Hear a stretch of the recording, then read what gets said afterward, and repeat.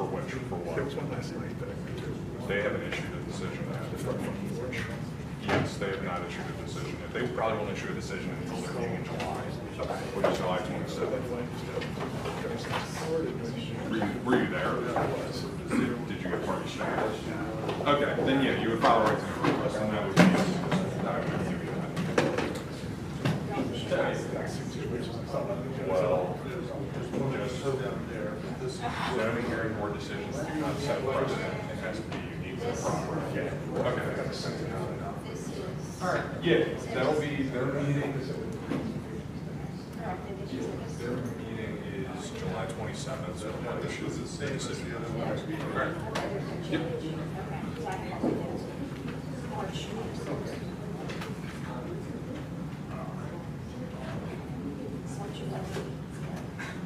Last version.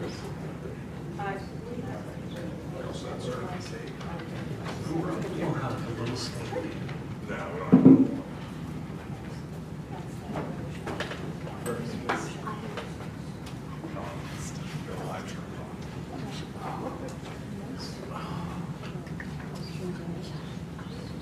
What's that? It's going to be today and next Tuesday.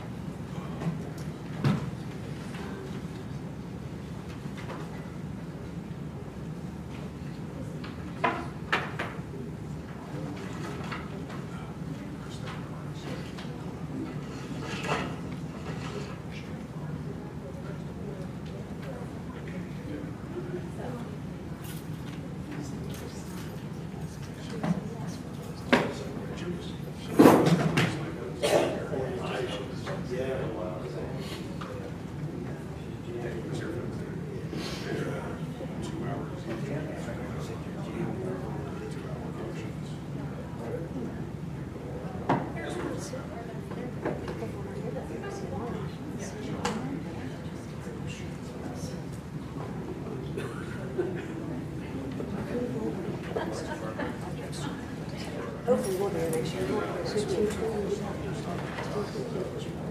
think it's two of them. That's what the expectation is that we're going to have two meetings. Okay.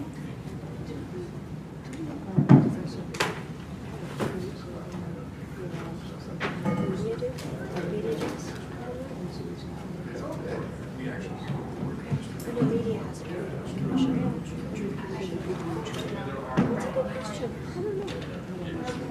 I don't know.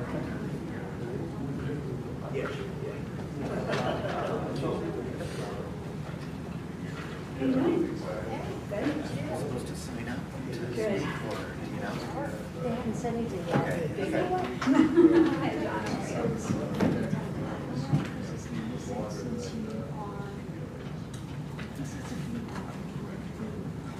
Yes, your parties, because right.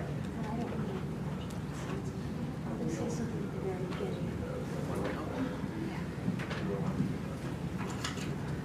Otherwise, they'll hear about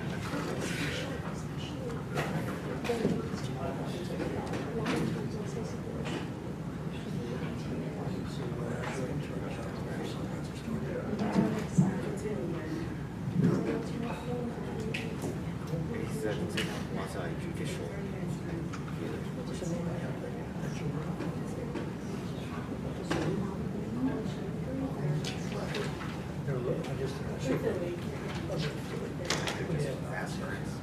You could do that.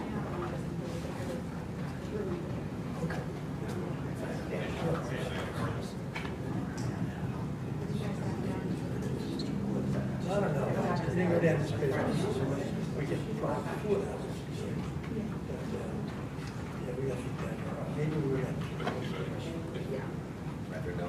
She said it'll happen. Well, good evening, everybody. Welcome to the West Goshen Township Board of Supervisors meeting. This is Tuesday, June the 23rd. To start the meeting, will you please stand and join me in the Pledge of Allegiance?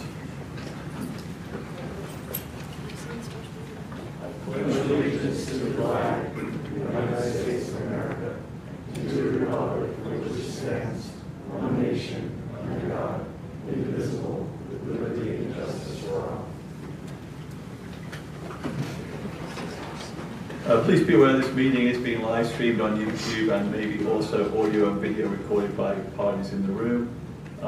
The meeting tonight is dedicated to a conditional use hearing, but before we start that process, is there anybody here who has a public comment or a question that is not about the public hearing on the conditional use hearing on the Westchester University Master Plan? So if you're here for that, we'll deal with that in a minute. But if you've got a question or comment for supervisors or staff, now's the opportunity to ask you. Yes, Miss. We were told there would be information or with the Sustainability Action Committee, where a lot of us are here about the proposed meadow in Fresh Meadows Park. That meeting is next door.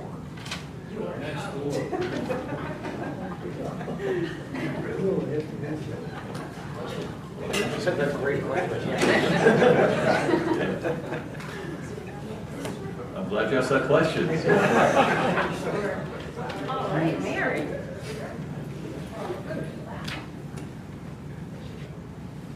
Very good. So at this point, we're going to have a conditional use hearing for an application from Westchester University of Pennsylvania for a university main campus plan for the property owned by Westchester University in West Goshen Township, pursuant to sections 84-135 and 84-137 of the West Goshen Township zoning ordinance.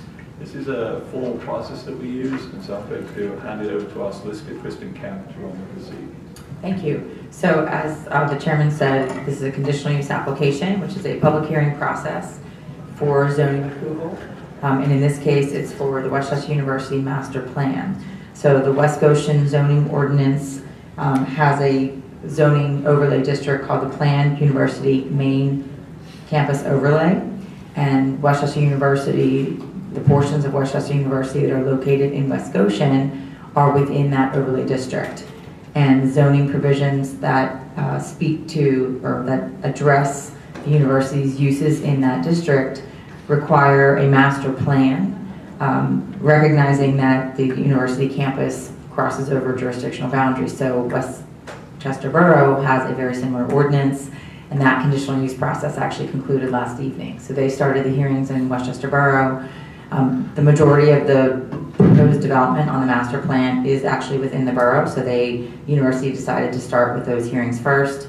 There were 4 different nights of hearings, and the Borough Council will issue its decision on August 19th. So this is an independent review and an independent decision that this Board of Supervisors has to grant based on the provisions in its ordinance, but its ordinance is very similar to the borough ordinance in terms of the master plan process. So as a public zoning hearing, I want to make sure that the record is clear that the board has followed the requirements under the state law, which is called the Municipalities Planning Code, for what has to happen to hold this hearing properly based on the law. So first I'm going to mark the board exhibits. The first one is Board Exhibit 1, which was the actual conditional use application that was received from Westchester University. It was dated March 31st, 2025. We did also receive correspondence from Mr. Nagel indicating that the board did not have to hold the hearing within 60 days. Normally, that's the requirement of the law, and Mr. Nagel had granted extensions of time for the board to hold the hearing this evening, so just want to make the record clear on that. The second board exhibit is proof of publication. Tonight's hearing had to be advertised in the Daily Local News. We did that on June 8th and June 15th, and I have those proofs of publication as the second board exhibit. The third exhibit is the property is required to be posted at least 7 days prior to tonight's hearing. And I have an affidavit of posting that was completed by Shelby Smith as the Township Zoning Officer. It indicates where she posted and photographs of the posting. The fourth exhibit, the Township Ordinance requires us to send notice to owners within 500 feet. So that notice was sent on June 2nd, 2026, advising of tonight's hearing. And also with that is the list of the property owners who received that notice. The fifth exhibit is a review letter from Urban Engineers dated February 17th, 2026. So the Borough of Westchester and West Goshen collaboratively retained Urban Engineers to review the master plan and provide comments to both of the governing bodies. So that's what B5 is. B6 is the West Goshen Township Planning Commission minutes dated April 14th, 2026. Planning Commission reviewed this application and provided recommendation to the board in those meeting minutes. So what I'm going to do next is ask if there's anybody in the audience that owns or leases property within general close proximity of any of the university campus within West Goshen. If you received a notice, then I think I would tell the board that you should have standing. But what I'm going to do is I'm going to go off the record. I'm going to have you come up and fill out these forms. It's very important that you write legibly so I can read your name and read your email address. That's how we will be communicating. After you fill out the form, I will then read each person's name to Mr. Nagel, who, as the university council, will have the opportunity to ask you questions as to whether or not, where your property is in relationship to the campus. Ultimately, it will be up to the board to decide whether you're granted party status. To be granted party status means that you can cross-examine any of the witnesses that are presented by the applicant, and you can present your own witnesses. You also will have the opportunity to appeal any decision that the board renders to the Board of Common Pleas of Chester County. So to be a party, again, primarily you have to own property in close proximity, and you have to feel that your property would be impacted more specifically than somebody else's property in West Goshen Township as a result of where your property is located vis-a-vis the university. So we are going to take a minute and go off the record to have you fill this out, and then we'll go back on the record and get through the party status portion. Kristen, can I just ask one question about Sure. that? You're asking for folks who are interested in becoming a party to fill out the Yes. form, not necessarily everyone. Right. Anybody who wants to be recognized as a party needs to come fill this out. If you're here just to observe or have general questions or want to make general comments at the conclusion of the hearing, and that will not be tonight, this hearing definitely will be continued to future nights. You don't have to be recognized as a party because it's a public hearing. Anybody who wants to make a comment to the board for consideration will be given that opportunity. Does anybody have any questions on the process? Okay, so we'll go off the record. You can come up and fill out this form. Again, just be careful to write legibly so I can read it.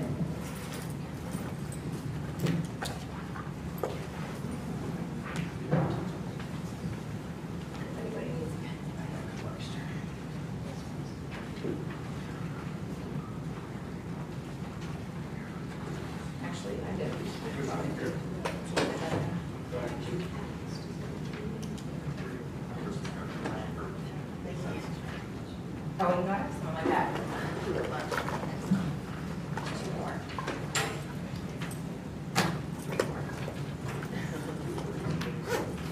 Don't worry about that. That was just questions from Mercy.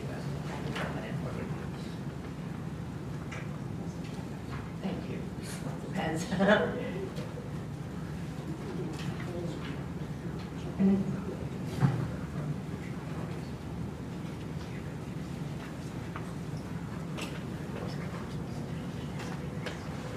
Yeah, don't worry about it. That's just what university, yeah.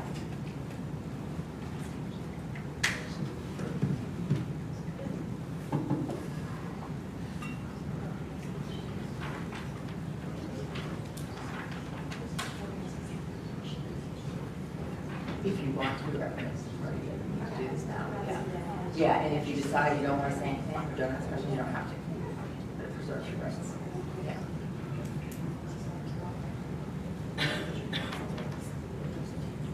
Like, do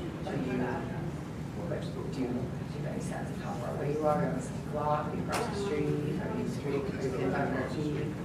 Across the street.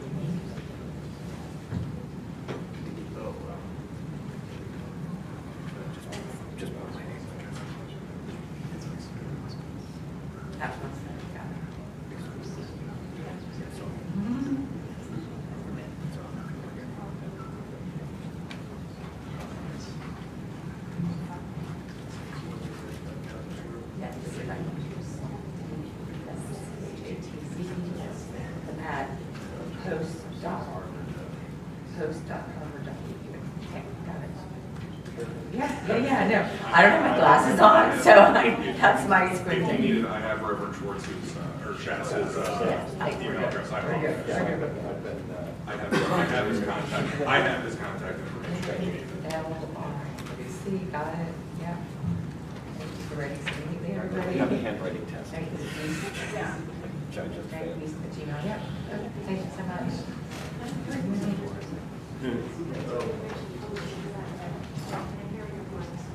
L-H-U-I-S. Yep, got it. Yep, great, thank you.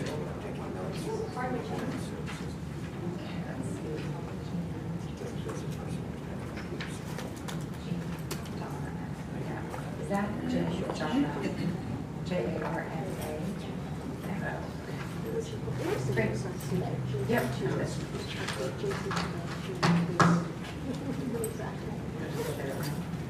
Yeah, it's fine. Better than, yeah. Got an A. For spelling your name right? Evidently, she tried to time some of her, so they won't click it. She said she was in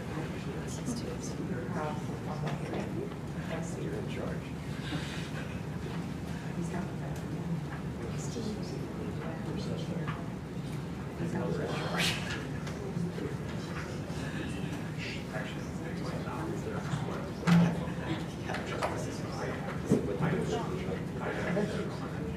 Yeah, let's just see if we can find him.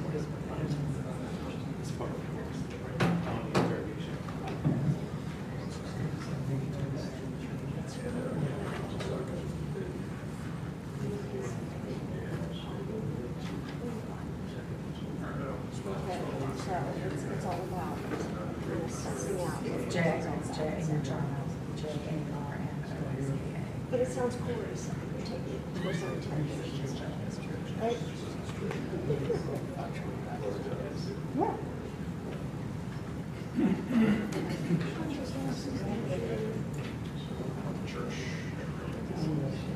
I am so bad at distance. Jean, Yes. did you receive the copy of the notice for tonight's hearing?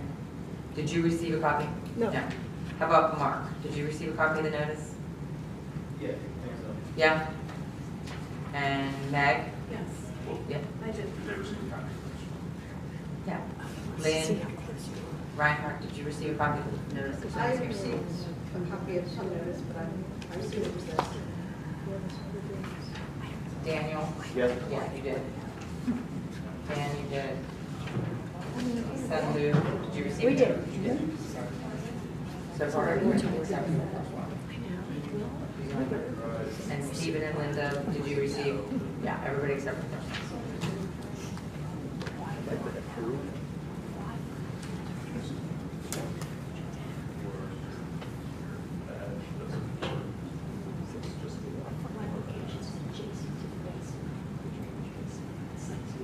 I just said adjoining.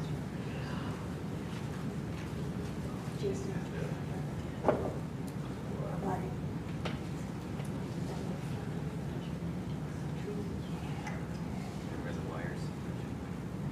So.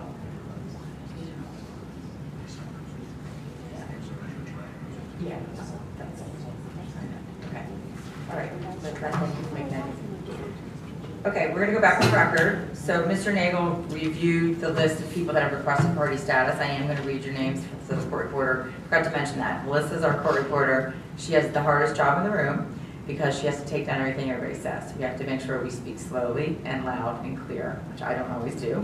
But I'm gonna read the people's names and addresses. Mr. Nagel has already consented to having the board grant you party status, so we don't have to go through the voir dire, which is nice. So Meg, W-U-E-S-T, 14 West Rosedale Avenue. Second party is Lynn Reinhardt, R-E-I-N-H-A-R-D-T, 806 South High Street. Daniel Schatz, S-C-H-A-T-Z, 820 Church Avenue. Dan Diskin, 2 properties, 805 and 807 Spruce Avenue. Lisa and Lou, is it Hughes? Heiss. Heiss, H-U-I-S. I'll spell that phonetically. 816 South Church Avenue. Stephen and Linda Kraus, K-R-A-U-S-S, 32 Jefferies, J-E-F-F-E-R-I-E-S Avenue. Mark Bockrath, B-O-C-K-R-A-T-H, 2 West Rosedale Avenue. and Jean Jarmuska, Jarmoska, 827 Church Avenue. I will send a list, Melissa, with the names and addresses, and I will send this to everybody that's here tonight. So all of you will be parties. At this point, I'm going to turn it over to Mr. Nagel, who's going to present his witnesses. At the conclusion of his witnesses, him questioning his witnesses, I'll ask the board if they have any questions, and then I'll turn it over to each of you to ask if you have questions. And you can come forward and speak into the microphone so everybody can hear you. Does anybody have any questions on the process at this point? Okay, thank you very much. Mr. Nagel, please proceed. Thank you. Good evening. My name is Brian Nagel. I am Land Use Counsel for Westchester University State System of Higher Education, Pennsylvania. We submitted a conditional use application for a master plan approval. I think Ms. Camp did a good job of explaining what that is. I just want to add a little flavor to some of the process we've had and the origins of this ordinance, which was passed in 2021 by the township. Before this ordinance existed, any project that any land development project that the university undertook was a separate conditional use application. The issue that came up both in the township and in the borough was that neither of the municipalities ever really knew what was coming down the pike. And so the concept of this ordinance was to have a master plan conditional use approval process that would foresee the projects that the university has as potential projects on the docket over the course of the next 10 years and have some information about enrollment and student housing, traffic, parking, and some other metrics to sort of give a broader idea of what's happening on the global campus, both in the township and in the borough. East Bradford Township also has a similar process, a little different, but that it pre-existed these ordinances for a long time. So once that ordinance was adopted, in order for the university to undertake a land development project, it needs to have a master plan approved by conditional use that includes that project. We appeared before the Township Planning Commission on 2 separate evenings, and presentation was made about the plan. The Planning Commission asked questions. We came back a second night. We answered some additional questions of the Planning Commission and also of a fair number of the residents in the surrounding area. Prior to that, in the fall, we held 2 meetings for West Goshen Township residents at the university and the borough residents as well. And we presented the plan and gave the residents an opportunity to ask questions at those meetings. As Kristen mentioned, the township did engage urban engineering to conduct a review of the plan, and you'll hear more about that during the testimony. 2 things about the project shown on the master plan just at the outset. Number 1, just because a project is shown on the master plan doesn't mean that the university will actually proceed with that project. It would require the university to have the will to do the project, and it would require the university to be able to have or obtain the funding to do the project. So it's pretty safe to say not all of the projects that are shown on the plan will happen. Doesn't mean they couldn't, but very unlikely. What the university would do is select projects that are the top priority and proceed with those first. Right now, the top priority at the university is student housing. And all of the student housing on the master plan is proposed in Westchester Borough.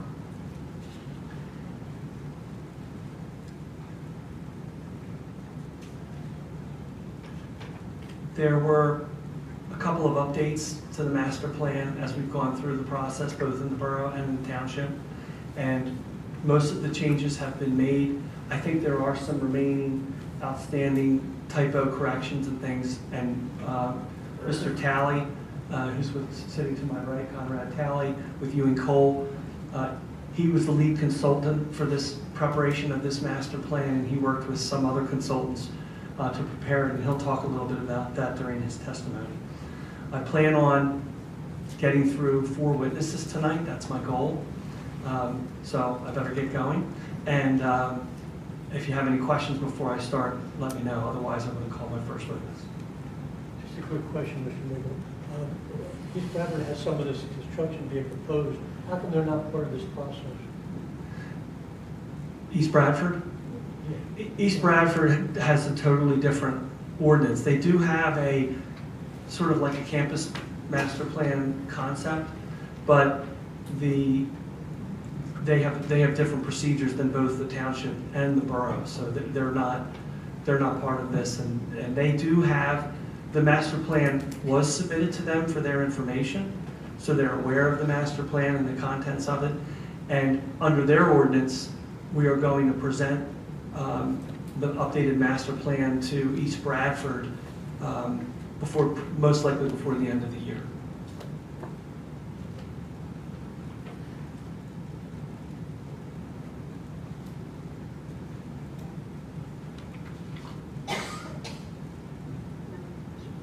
Okay, I submitted some pre-marked exhibits. I know you have all the materials that were submitted. I know they were on the township's website. I think Mr. Bayshore will be putting the exhibits on the screen as we go through them. So we'll call our first witness, Conrad Talley.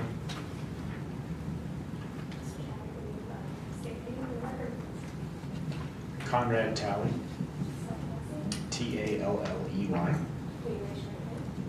Yes.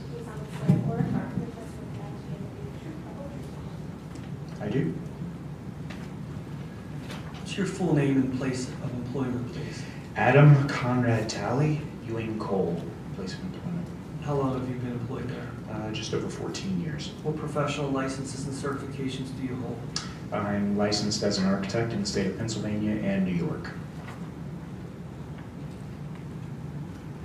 Can you provide the Board of Supervisors with a summary of your background and experience in architecture and planning?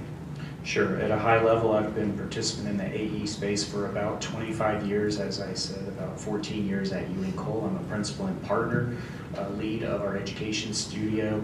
My focus has been higher education primarily for the past about 10 to 15 years. And that has led me to working on projects like Westchester Master Plan, Rider University, and others, as well as projects around the globe. I'm showing you an exhibit marked A1 for identification. Could you identify that, please? That is my CV resume. Based on Mr. Talley's experience, I would offer him as an expert in architecture and land planning. Board of any concerns? Okay. No. You may proceed as an expert in those fields. Thank you. Are you familiar with the West Goshen Township zoning ordinance with regard to the portions of the Westchester University campus that are located within the township's planned university main campus overlay district? I am, yes. Were you engaged by Westchester University to prepare a university main campus plan, which we also generally refer to as a master plan, pursuant to Chapter 84, Section 137 of the Township zoning ordinance? Yes, Ewing Cole was the team selected, and I'm here representing that team.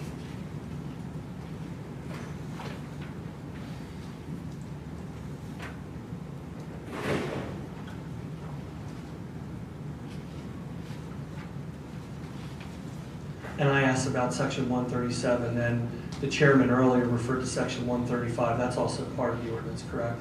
That's my understanding, yes.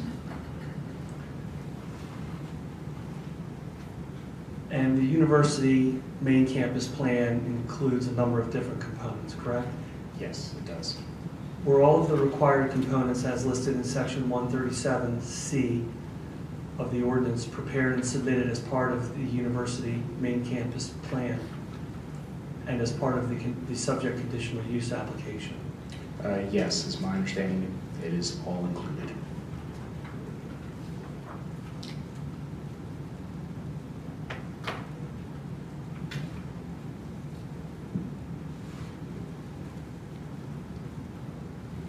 I'm showing you Exhibit A2 for identification.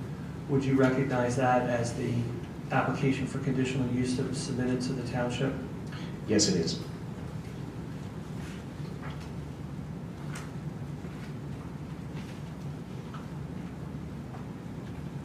I'm showing you what I've marked A3 for identification. Could you identify that document, please? This is the campus master plan that was prepared by Ewing Cole and our consulting team.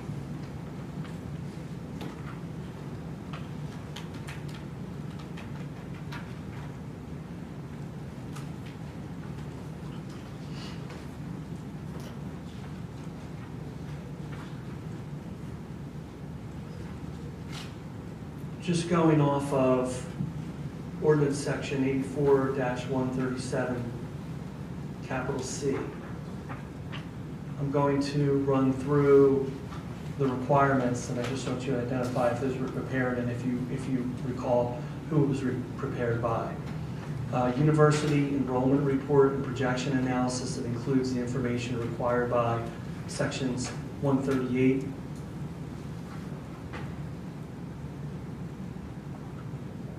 That's Appendix A. Yes, that was the enrollment report prepared by Westchester University's Office of Institutional Research.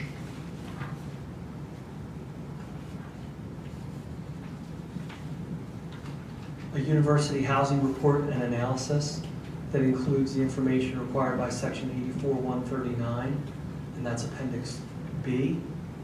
Yes, the housing study was prepared by MGT Consulting.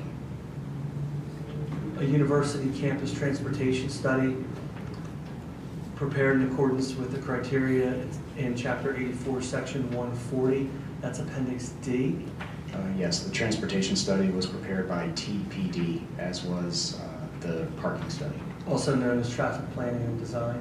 Correct. And you said as was the parking study, I believe, Appendix E.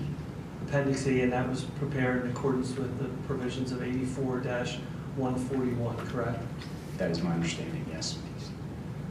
A conceptual stormwater management strategy in accordance with the criteria in section 84-142, Appendix F. Yes, the conceptual stormwater strategy was prepared by CVE. And that's Chester Valley Engineers? Chester Valley Engineers, yes.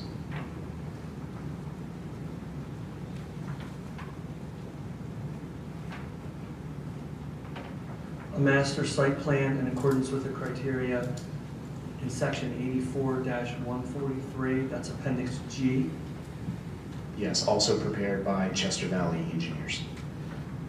Did you review and take all of these reports into consideration in the preparation of what I showed you before, A3, the Westchester University main campus plan?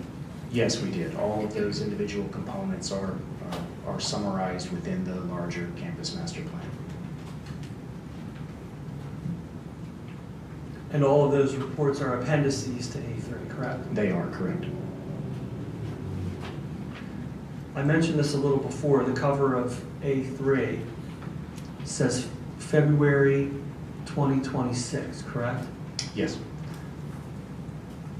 Does that include all of the latest revisions other than maybe some minor typos and things of that nature? I would posit that yes, it includes all of the major revisions. Since February, as you've heard, we've had several other hearings with Westchester Borough, and minor edits have been requested, which will be made at the conclusion of those hearings. So we'll be able to submit an updated A3 before the conclusion of this hearing, is that fair? Or at the conclusion of this hearing, yes. Would you please provide an overview of A3 for the board and those in attendance? And while doing so, if there's any revisions that were made that are not typo corrections or minor stuff, can you identify those as you go through it, please? I can. I believe we presented here in March, and those major revisions were presented at that time. Should I revisit those? Yes, because this is the first time that the Board of Supervisors is Yes. Okay. reviewing this, and if, Mr. Basher, if you're able to put A4 up, Mr. Talley will run through that. You mean A3, okay. PowerPoint. Yeah, A3, yes. well, it's A4 is the PowerPoint Got it. for your presentation. Just let me know when to move ahead. All right. Right, so just as what I'll do for the purpose of expedition of this evening is I'm going to go through the process kind of quickly so that we can spend more time on the actual projects involved. As an overview, you've already heard the list of consultants that have been involved relative to preparation of documents. In addition to that, we did include OJB, which were our landscape architects. Porter Cow Consulting were involved for our food service and dining. CFP were involved relative to space utilization. Becker and Frondorf brought cost estimating to the table. Watchdog or real estate advisors, and PFM represented financial advisement for the team. Next, please. So at a high level, the goal of this project was primarily to guide both long and near-term development, and to do that we had to identify what I would refer to as the true capital costs. But as you heard Mr. Nagel say at the outset, oftentimes what lands on a master plan cannot necessarily be afforded at any given time, and so we had to work with the university to prioritize those needs. Next, please. In addition to the requirements of Westchester Borough, this plan is also a requirement for the institution through PASHE, which is the state system for higher education. So in addition to your township requirements, this report is also meeting the requirements of that state agency. Next, please. Again, I won't go through this in too much detail, but high level, we worked with the university through 5 stages of our work, beginning with a collection of data across the entirety of their campus as an institution. We spent time working through what I'll refer to as discovery, where we were developing potential opportunities with the institution, which then led to stage 3, where we began to synthesize those into a comprehensive approach to capital project opportunities. But then in stage 4, working with a steering committee and leadership, we're able to develop that prioritized list of potential capital projects, which the resultant of that is what you're seeing in the exhibit this evening. If we could go to the next.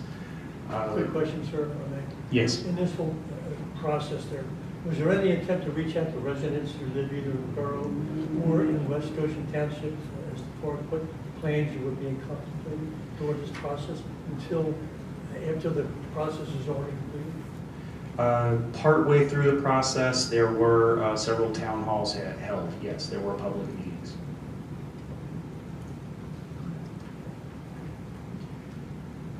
So at a high level, in addition to sort of the core group, we had a series of stakeholder groups, which you see represented in the circle to the right, and then ultimately that fed into the President's Cabinet for selection.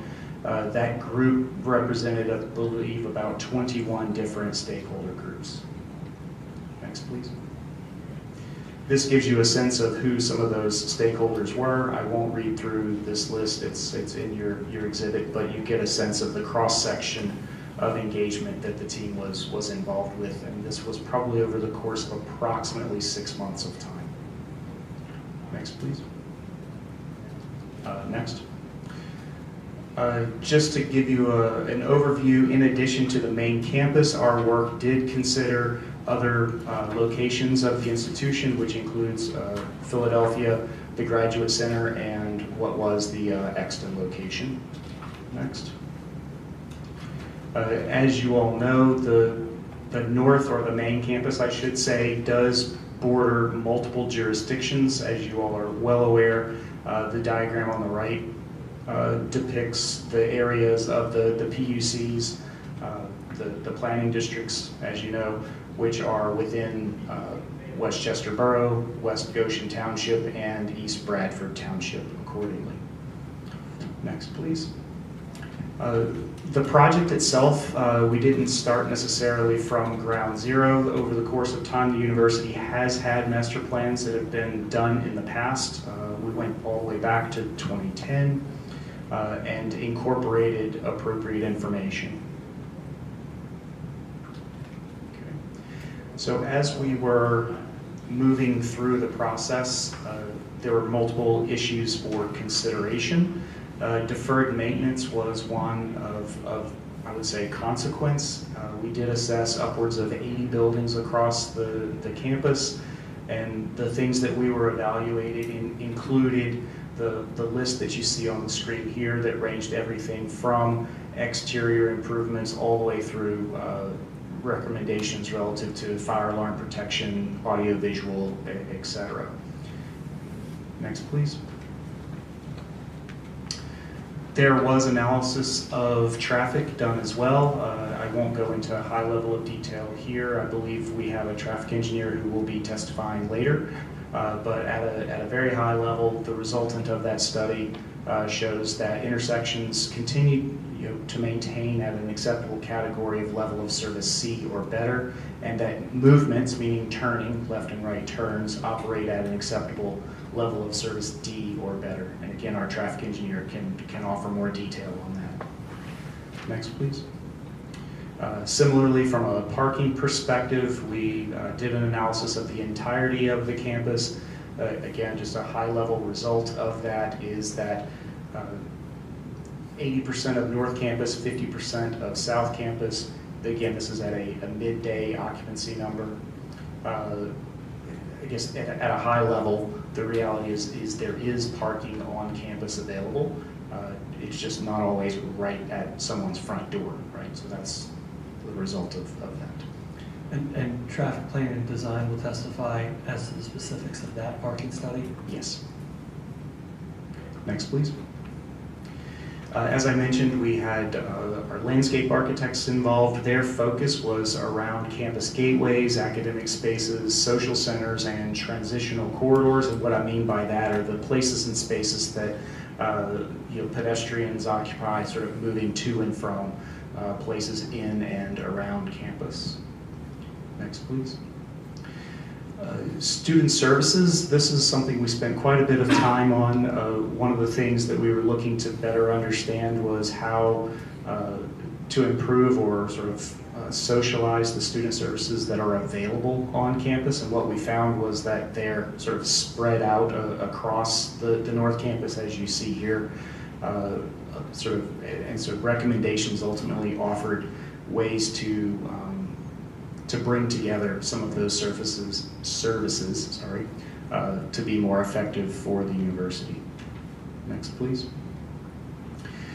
I mentioned CFP earlier this evening. We did space utilization. This diagram represents only one small piece of this, but their work included understanding how individual classrooms, et cetera, are being utilized on campus. So we were able to develop what you see on the screen there as a representation of what I think of it as sort of a heat map of occupancy, where we're able to show the university where classrooms are being overutilized or overbooked, which would be red on the screen, versus classrooms and instructional spaces that are underutilized, which would have shown up as either green or blue, and then the orange and yellow were sort of in between. And so through that work, we were able to offer the university opportunities or places where they could improve effectiveness from an instruction perspective. But I would say the high level, I would say not recommendation, but synopsis was there's sufficient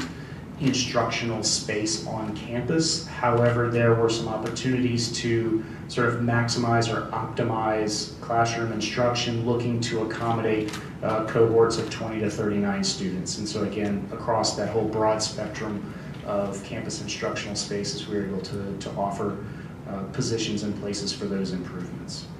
Next, please. We did do an assessment of all of the dining components, and as a result of that, we're able to offer the university recommendations for, I'll say, near-term improvements relative to operations and offerings. Long-term, over the course of time, there were recommendations for expansion of their dining offerings or the actual spaces to provide dining, which includes the expansion of Psych Student Union, of about 23,000 square feet, and a new campus dining concept at South Campus. Next, please. As you heard Mr. Nagel describe, student housing was absolutely put forward as a priority by the institution. Our work did focus on this effort, or this typology, I should say, looking at existing buildings that include Tyson Hall, Goshen Hall, Killinger, Wayne, Schmidt, College Arms, as well as on the South Campus, Glen Echo, South Campus Apartments. Obviously, none of these are within West Goshen Township, but being shown here for your information. I'm curious, of those several which you mentioned, which of these halls would you say would be the #1 priority? So these are all existing. The goal is to get new housing on campus, and I'll go into that in a little more detail as we get deeper into the actual projects. To answer your question more directly, the South Campus apartments are, well, let me back up. What's identified as M1, which I'm sure you all are very aware, is temporary housing put in place for a 5-year time span, which allowed for what I'll call swing space to decant students and allow for the construction of additional beds at South Campus. So that is the priority. From there, I'll get into more detail as I get into the presentation. Just one thing for clarification, Mr. Hellman, that Lawrence shown on there, that's not an existing student housing facility. That's a, I guess you refer to it as a mostly out of service dining hall. But Mr. Talley will talk more about that. Yes, I will. Next, please.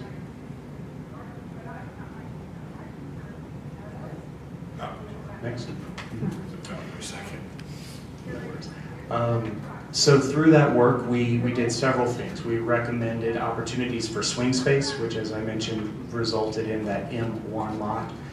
We established program benchmarks for the university to consider, and what that means are ratios of, for example, beds to showers and square footage, for amenity spaces, those sorts of things for consideration, both in potential new construction as well as renovated facilities.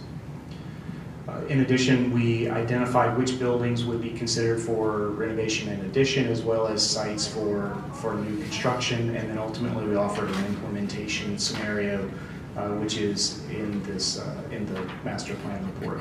Next, please.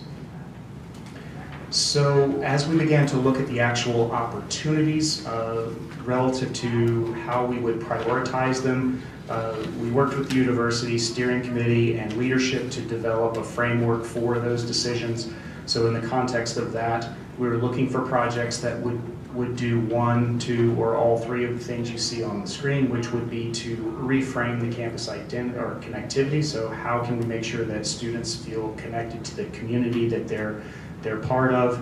Are there projects that would enhance the living and learning experience for students, whether they be living on campus, commuters, or otherwise? And then ultimately projects that would strengthen the Westchester University identity and campus brand. Next, please. Through that work, there were many overarching themes. I'm not going to read through that list, but I would say that things that became even more sort of a sense of priority were that of student housing, and many of the other things that you see on this list sort of feed into that, whether that be sense of community being bolstered or campus sustainability, etc. Next, please. About probably 6 to 9 months into the process, we had identified well over 100 different projects, which obviously did not all make the cut. Those projects ranged from new construction down to deferred maintenance, and so one of the things we did to help the university prioritize those things were we put them into sort of buckets of space, whether that be an academic type project, student services, campus improvements, academic support, those sorts of things. Next, please. Of those 100+ projects, the list that you see on the screen now were bucketed, as I shared, into housing, academic, student services, campus improvements, campus support, and campus improvement programs. Rather than reading through this list here, we'll move on into the individual projects one by one. And I would say that many of these projects do not fall into West Goshen Township proper, but are being shared for your information and consideration, obviously, as the plan is considered as a whole. Will you just identify the ones that do fall within West Goshen? I can, as yes. you move through? Mm-hmm. Yep. So of that list that you just saw, that list could take upwards of 10 plus years to ultimately implement. So the projects that I'm going to share with you this evening are those that have been identified or prioritized as the potential within the first 5 years, right? So again, as Mr. Nagel said, these may not ultimately be delivered in the next 5 years, but these have been identified as priorities. Next, please. Right, so South Campus Apartments, this is obviously in East Bradford Township. This is underway. The goal here is to take the 11 buildings that are currently existing and completely renovate and add to these 2 to 3 buildings per year over the next, well, now it would be 4 years remaining because we're about a year into this. But ultimately the goal is to add, I believe it's 220 beds to South Campus. Next, please. One question on this. These South Campus, they're existing apartments, correct? They're going to be renovated with their existing? That is correct. So they're currently 2.5 story buildings. The roofs are being removed, 1 story being added on top, which is how they're getting 220 new beds over the course of 11 buildings. Which, within the existing footprint, I should add, of those existing buildings. So this renovation project, is this the reason why there was a need for the temporary housing in M1? Yes, so that you could take those buildings offline, and the students that are, the number of beds on campus are not reduced. Right. Part of the goal relative to housing is to stay. We use the term bed neutral or bed positive, meaning there's always a trajectory of increasing the total number of beds over time. I have a question. What is the planning study kind of Tanglewood property? So that's a recommendation. So the Tanglewood property is the president's house, or was the president's house, and it sits on a tract of land. This study did not offer any recommendations as part of the first 10 years, but we just earmarked it for future consideration. Next, please. In support of the South Campus housing, we recommended dining opportunity, which is what again, that's also obviously in East Bradford. In addition to dining, the recommendation is to provide space for community and event space, as well as recreation. So again, this is adding an amenity for students, looking to try to keep more students on campus. And that project is not in process and will require a separate land development approval from East Bradford, correct? That is correct. Next, please. The Stursbecker renovation, this one is technically within West Goshen. This one is slated to begin construction, but again, it is primarily renovation. Next, please.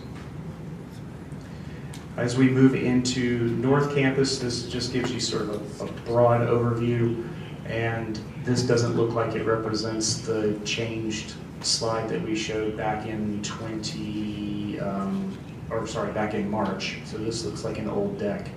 So if we could go to the next, please.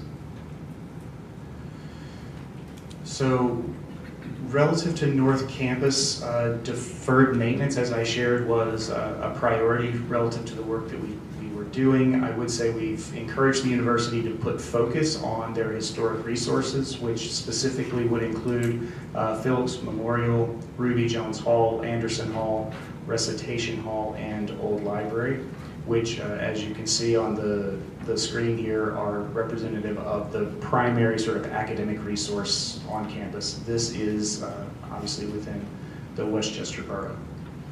Next. Temporary housing, as you all know, this is within West Goshen. It is in place, and as I'm sure you're all aware, has a 5-year time limit. Next, please.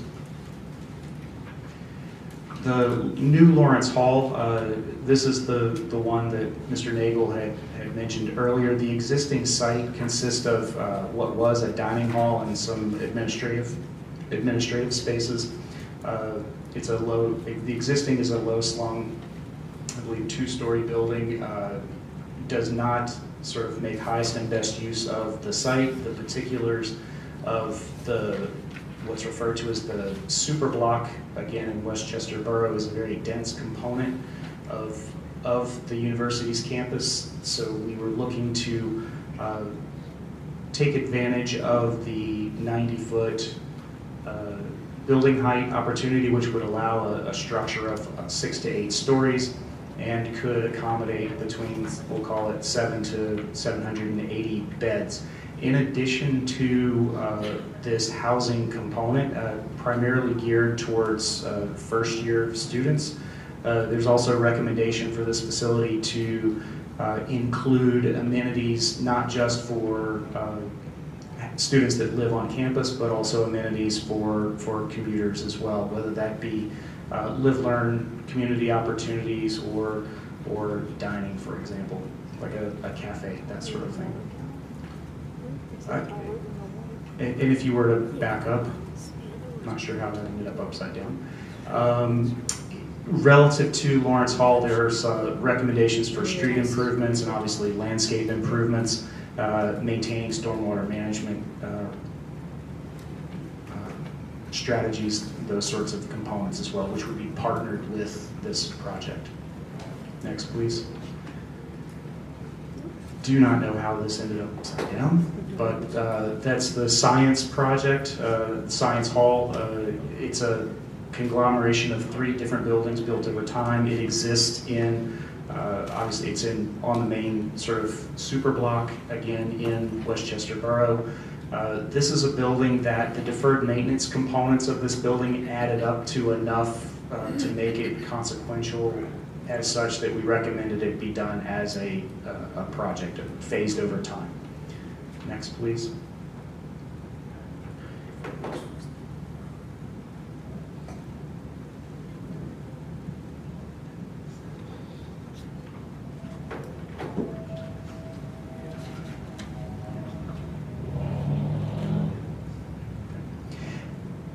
Old library, as I mentioned earlier, relative to deferred maintenance, but again, this is one where there's enough significant maintenance opportunities that it could be positioned as its own individual project.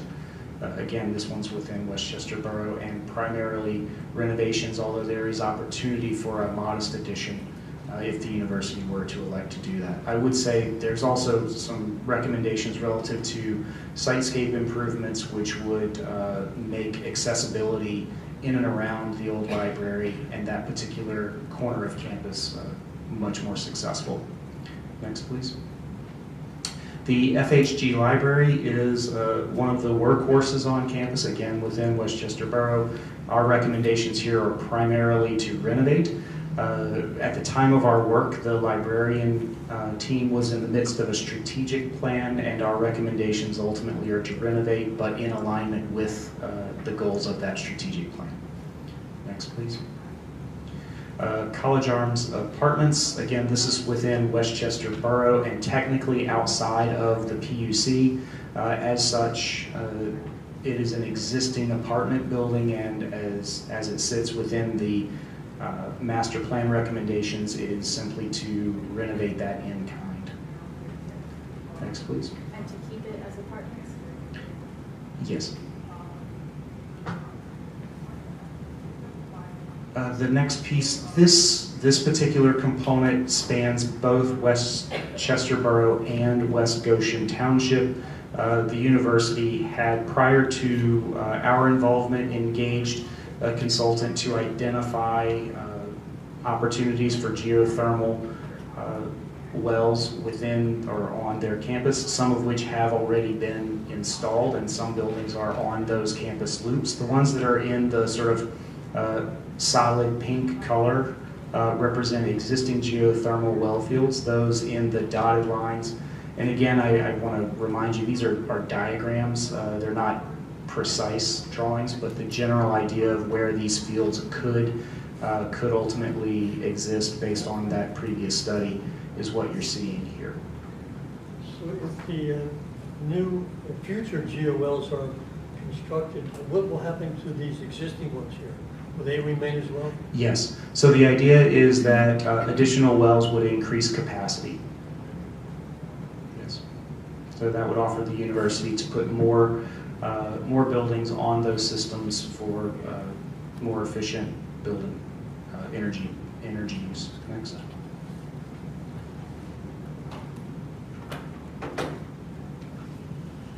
So the Rosedale improvements, Rosedale, as you all know, is sort of the border between West Goshen and Westchester Borough.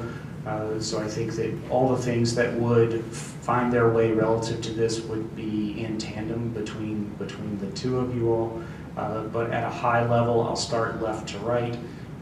So at the corner of Rosedale and New Street, I believe, that work has already commenced. That intersection improvement was actually part of the SECC building that was built on North Campus back, I believe, in 2020. And my understanding is that is scheduled to be complete by end of this summer, is what I understand. As you work your way across, we are recommending some modest sort of, I'll call it street calming, sort of mid-block adjacent to Psych Student Union. When you say across, do you mean from west to east? Yes, thank you. So as you move from left to right on the page, west to east, mid-block sort of crosswalks, and I believe urban engineers have made comments about considering signalization and such, and I think that is a level of detail that can and should be considered as land use development were to advance. Continuing to move across at what, if you're able to point for me here, the Psych Student Union, if you were to go just to the upper right of that, sort of midway, represents what would be the terminus of Church Street. Thank you. So, and again, this looks like an older deck. Not sure why this was not updated. But the idea is that we would have some improvements here for pedestrian crossing, and then again at the corner of High and Rosedale, again, traffic calming opportunities there. One of the things I will point out is that from the last presentations to now, we had at one point had a recommendation for inclusion of a parking garage adjacent to Psych Student Union. That is no longer in the plan. Additionally, there are some graphics which you can see here that have since been corrected, where our intention is to keep the through streets to Rosedale in place. Right? So again, I thought we had submitted an updated deck, but this appears to still show those errors. Next, please.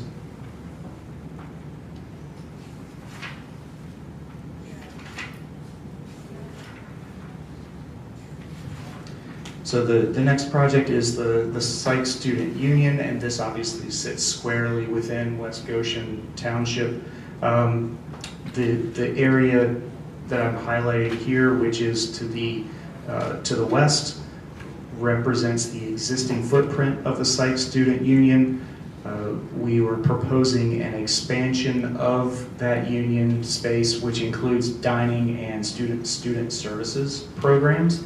As I mentioned before, the inclusion of a parking garage is not in the plan, and in the report that was presented as updated in February showed that omitted.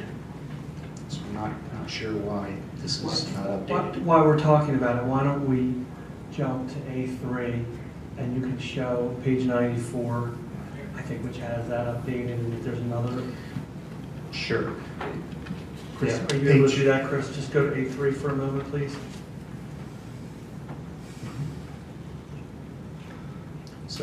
page 94 of A3. Is 93 this? Yes.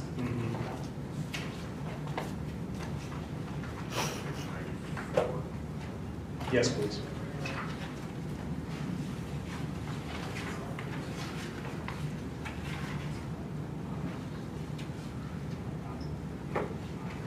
Brian, is this the page you want? Yes, so that is a graphic you can see. We're showing the expansion of the site student union, but obviously the parking garage is not there, but we would retain surface parking and the continuation of, I believe it was Norfolk Avenue. Can you explain to the board, so the light purple is existing buildings and the dark purple are proposed new buildings or expansions? Is that correct? That is correct. So at a high level, those that are shaded light purple represent existing conditions. Those that are dark represent either new construction and/or additions, some of which I would say are outside of the 5-year timeline. So for example, to give you an orientation, this is Sykes. The Lawrence Hall project that we were just talking about is here. The library is here. This site is that of the existing Killinger Hall. We are recommending that that building be raised and ultimately replaced with new construction, but that is well outside of the 5-year timeline of this plan.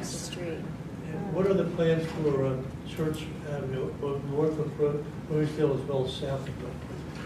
So again, that is a project that is recommended in the plan, the sort of, I'll call it pedestrianization of Church Street. It has been identified in the 6 to 10 year time frame.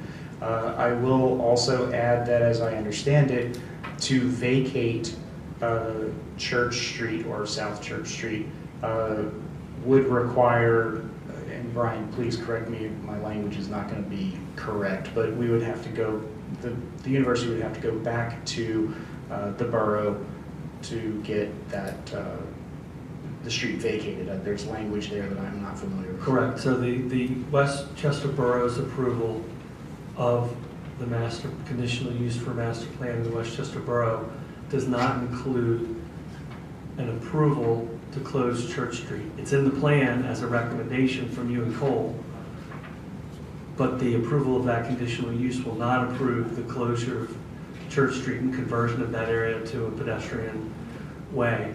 That would require separate action from Westchester Borough Council to vacate that portion of Church Street, just so you understand that.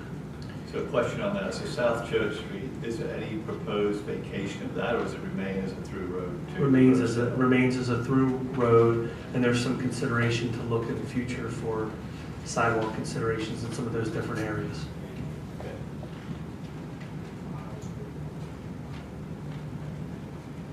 What's the raised purple thing? Looks like it's going across Rosedale. Is that So- a passenger walkway? We, as part of the Killinger Hall expansion, we did propose across a bridge, a pedestrian bridge across Rosedale.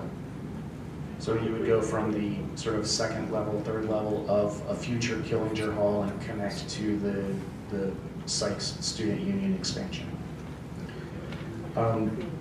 Also, if you could go to page 118, please. A3.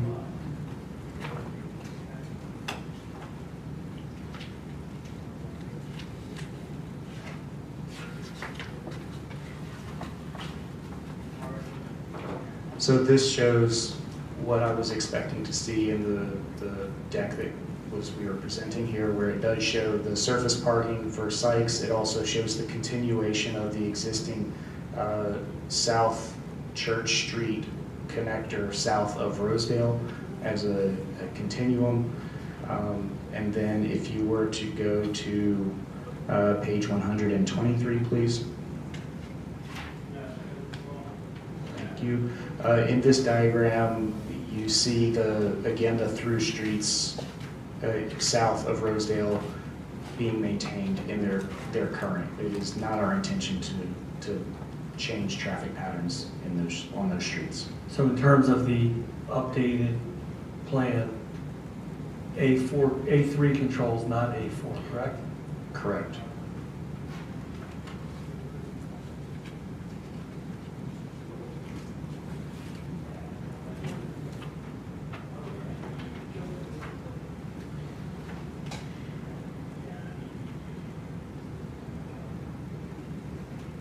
So the Union project that was as part of Exhibit A4 was the last project that I was going to speak about this evening. So I believe that would conclude this portion of the presentation.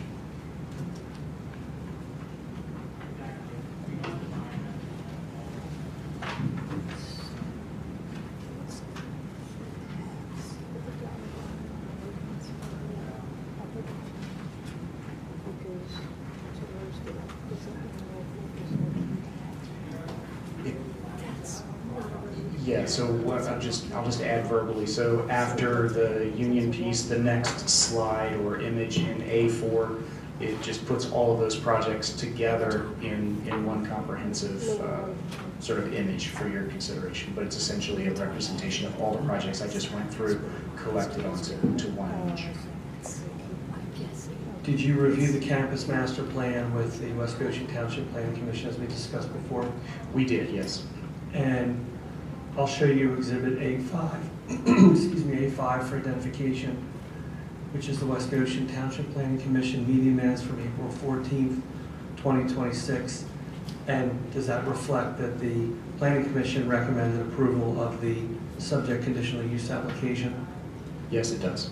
Are you familiar with the township zoning ordinance requirements for an implementation schedule for all recommended improvements included in the transportation study, which Mr. DiMartino will eventually, next time will testify about, the parking study, which you'll also testify about, and the stormwater management strategy, which hopefully Mr. Kamens will be able to testify about this evening? Yes. Yes. And did you work with the traffic and parking and stormwater consultants who prepared those plans to prepare the implementation schedule? We did, yes. Can I go back to the Planning Commission meeting minutes? You stated that the Planning Commission at their meeting on April 14th, I believe it was, they recommended approval to the Board of Supervisors, but also with caveat. Could you explain what else they recommended along with that recommendation?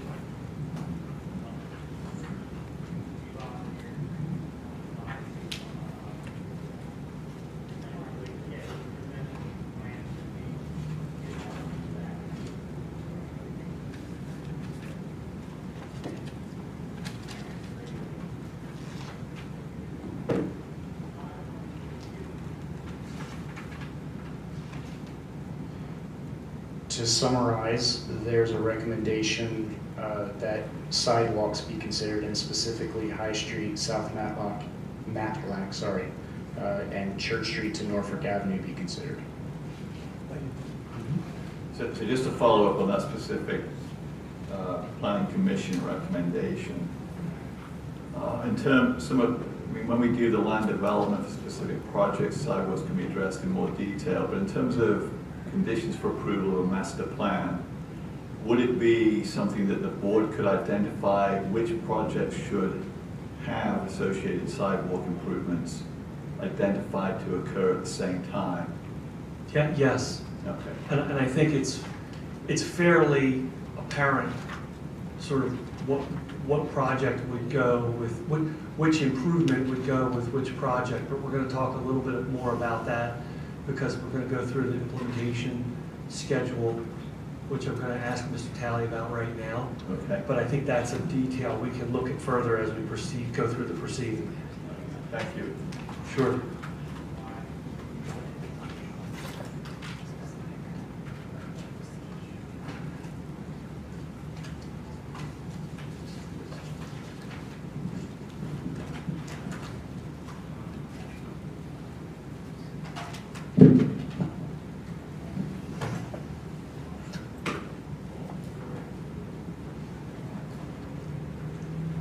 Just for the board's information, I have a witness here, I have two witnesses here this evening who I need to finish tonight. My understanding is that we're going until at least 9 o'clock. Is that?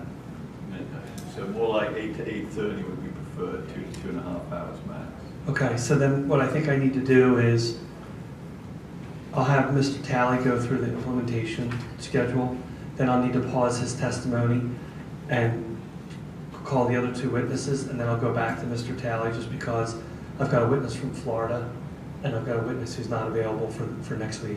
Okay, so you're looking for the board to hold questions for Mr. Talley until you've done the other two witnesses. Is that your plan? Yes, please. That would apply to all parties and the public in attendance as well, correct? That would be my request. Is the board okay with that? All right.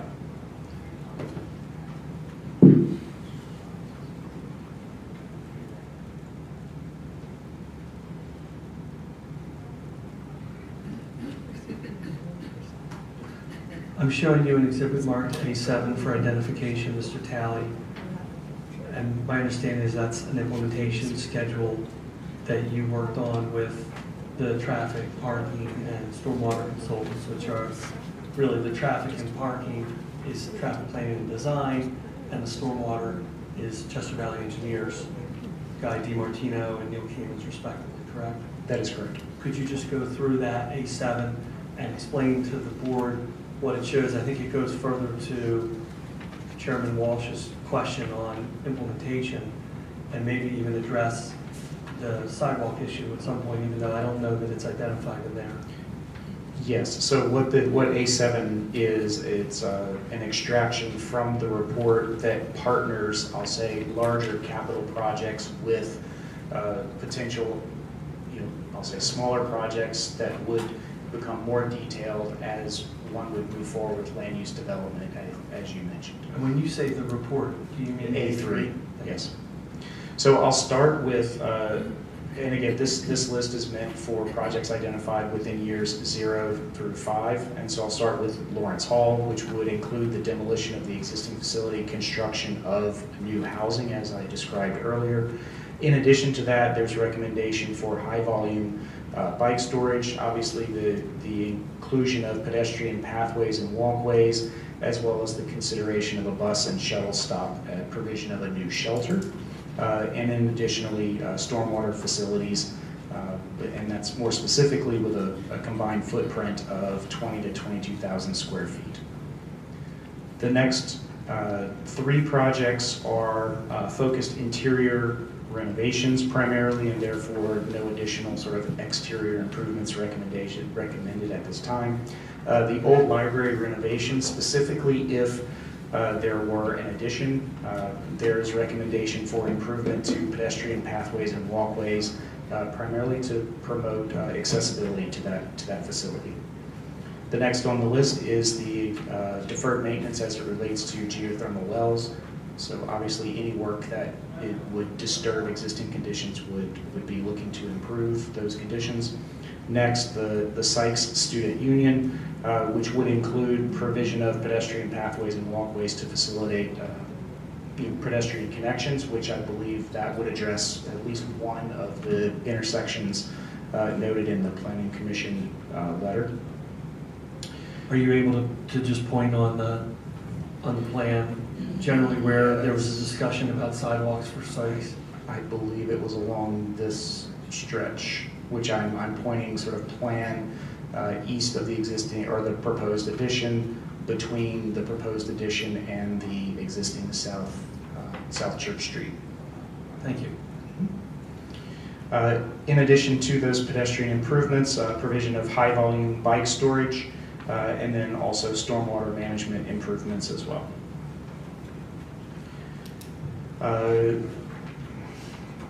Looks like that's repeat. The next was tied to Rosedale. So in addition to Rosedale improvements, obviously that would have to be coordinated with PennDOT. So any modifications would go through that jurisdiction. There's recommendation for underground infiltration trenches and beds along Rosedale Avenue, which I believe Mr. Kamens from CDE can testify to in more detail later. The temporary housing, which I believe that work has already been done, and that's the provision of pathways and walkways to facilitate safe pedestrian traffic from that lot to the core of campus. Ultimately, the removal of that said temporary housing and reinstating in one lot. Next is the South Campus Apartments. Obviously, the full renovation that we described earlier, along with that work, would be improvements to the pedestrian pathways again, looking to facilitate the connections between those facilities. Then the next item is the South Campus Commons Building, pedestrian pathways and walkways, high volume bike storage, also recommended as part of that project. Then the renovation of Stursbecker, improvements to pedestrian pathways and walkways, again, accessibility concerns. So from there, we do offer recommendations to projects in the 6 to 10 year and the 10+ year, but I believe the considerations of this board are in the 0 to 5 years, so I will pause there. Can I ask a question? So where you say, for example, on the sites, provide pedestrian path walkways to facilitate pedestrian connections, are those proposed pathways and sidewalks shown somewhere in this plan? No. No. No. The idea is that those would be developed in further detail as part of land use development. Yeah, okay. To add a finer point to that, once a facility is designed, right, positions for primary, secondary entrances, et cetera, would dictate the modifications of said walkways and pathways. Yeah, but I guess part of the reason that I asked is that we talked about it at the master plan process, that you want to make sure you're connecting buildings across the campus, not just looking at sites and saying, okay, on the sites lot, this is where we need sidewalks. To me, the master plan was to say, okay, in addition to sites, where else are you taking those sidewalks? Because maybe you're not doing a parking garage on sites anymore, and so the students are parking, you know, at M-Lot when it converts back, or they're parking in where the new parking garage was built. How are we getting the students from the new sites to those parking garages? That's what I thought the master plan was going to show. So, and you don't have that, hold on, you don't have an implementation, like how is this board or the council going to determine when are you going to connect those connections? We don't want it to be parcel by parcel. That's what we were trying to get away from. So I wanted to be able to point to somewhere in a master plan to say, well, this connection, this pathway is going to be done when this building is done, or this building is done. Not just looking again at isolated lots and isolated buildings, because we're not improving the master plan process. I think that you and Cole and the other consultants did look at the overall sidewalk network. And what we're talking about here are specific areas where there are requests from Planning Commission, from Borough, from residents about really you should be considering sidewalks at this location. And so we're looking at additional areas in addition to what's on the plan. But I guess Conrad would have to answer from his perspective. I would generally agree with that. And again, to put a finer point of it, a lot of the infrastructure and buildings are existing. So many of the areas that we're proposing additions and or new construction are on sites where there's existing infrastructure and pathways, etc. And so the level of detail or relative to connectivity of the sort of the campus infrastructure already exist, and modifications and improvements to that will have to be on a case-by-case basis relative to the improvements of, for example, when a new Lawrence Hall lands at that site, the design team will need to identify specific pedestrian pathways as it relates to the footprint of that new facility, and specifically even further to how the goal or the approach to how one would enter and exit that building, both from a grade elevation perspective as well as sort of the ease of access from point A to point B. So again, that's a level of detail that would be expected in the next phase of work. Is it also fair to say that for just sticking with the Lawrence Hall redevelopment example, that a new student housing, a new residence hall at that location could have 500 beds, and it could have 800 beds, and so that would be a consideration for what you would have to do to incorporate that additional pedestrian traffic and other impacts. Yes, and I would say that in the plan, when you look at those plans, we'll stay with Lawrence Hall, there are some suggestions of ways to improve that pedestrian network that ties to the existing infrastructure. Where are those found? They're found within this? They're within document? A3. So I guess I would just say that I would hope that the university, when you go to do a land development, so let's stick with sites, because that's in West Goshen, right? That's what's going to come to you guys.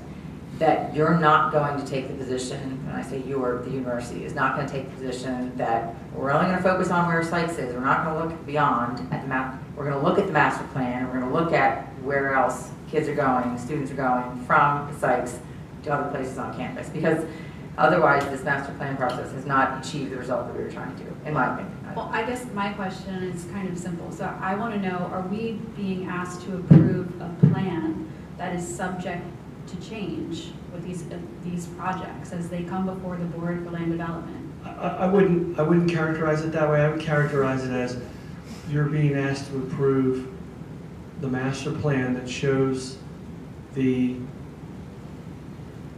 wish lists of projects, the global universe of the might-be projects for the global campus. And once that's approved, the university, if it decides to proceed with any of those land development projects, obviously internal projects, it would just do with permits from Department of Labor and Industry.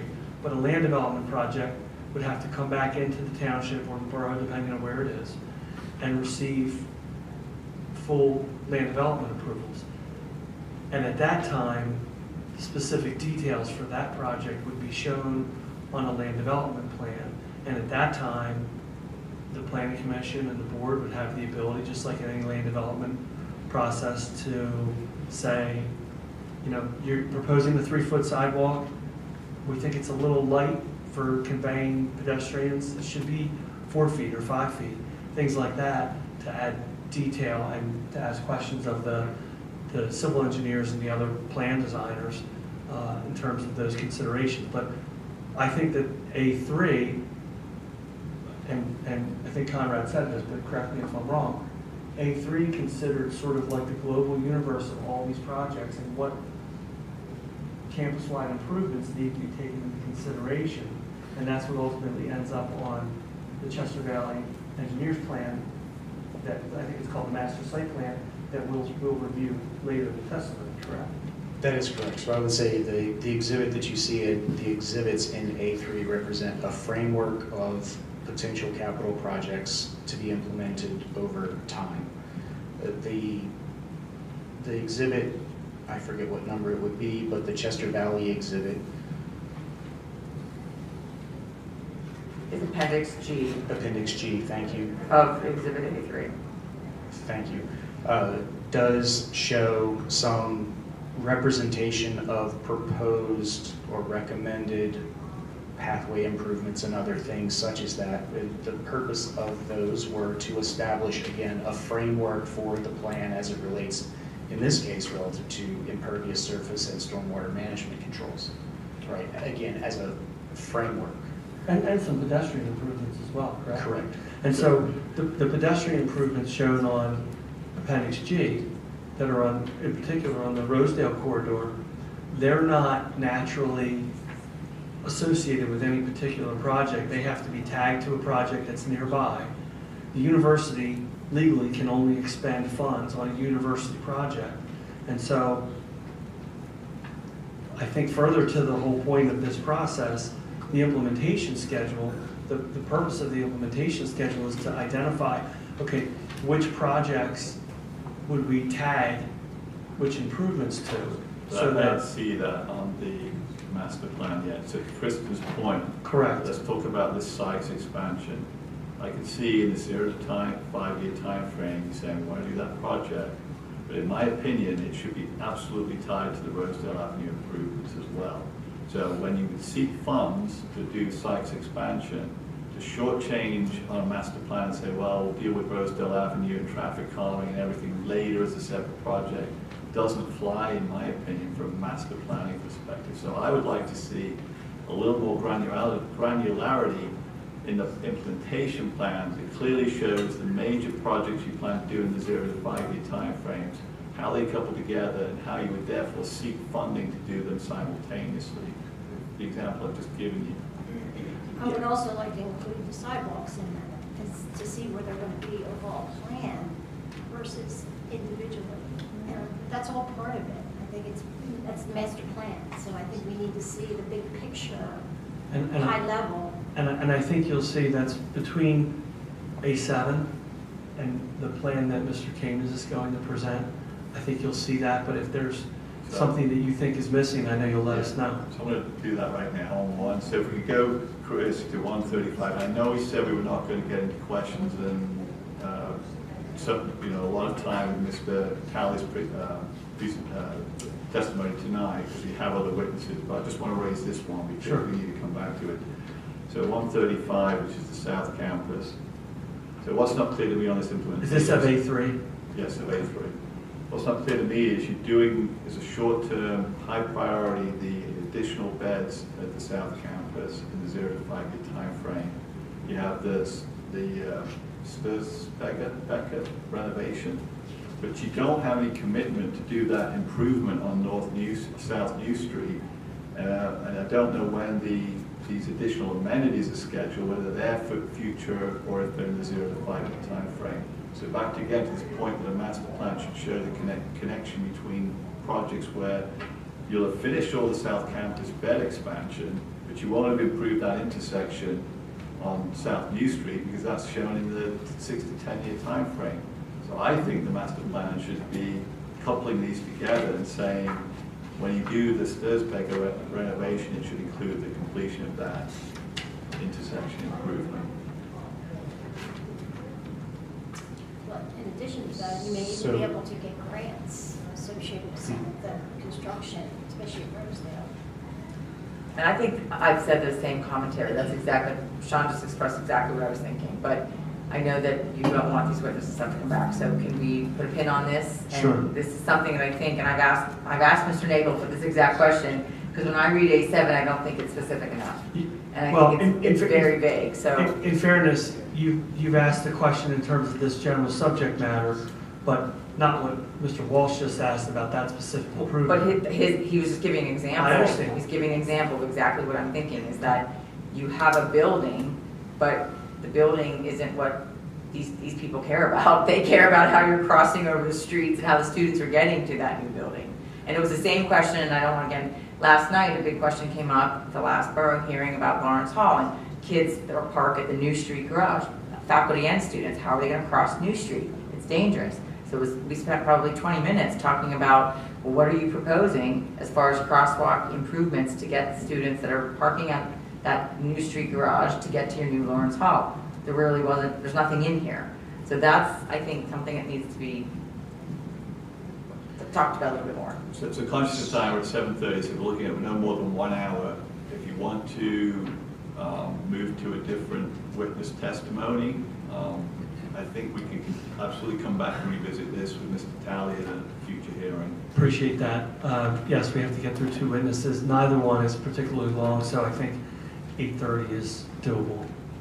Okay, so call your next witness, please. And parties understand that Mr. Talley will be back for you to be able to ask questions as well. So please keep notes. He will be back. The applicant calls Rob Kellner.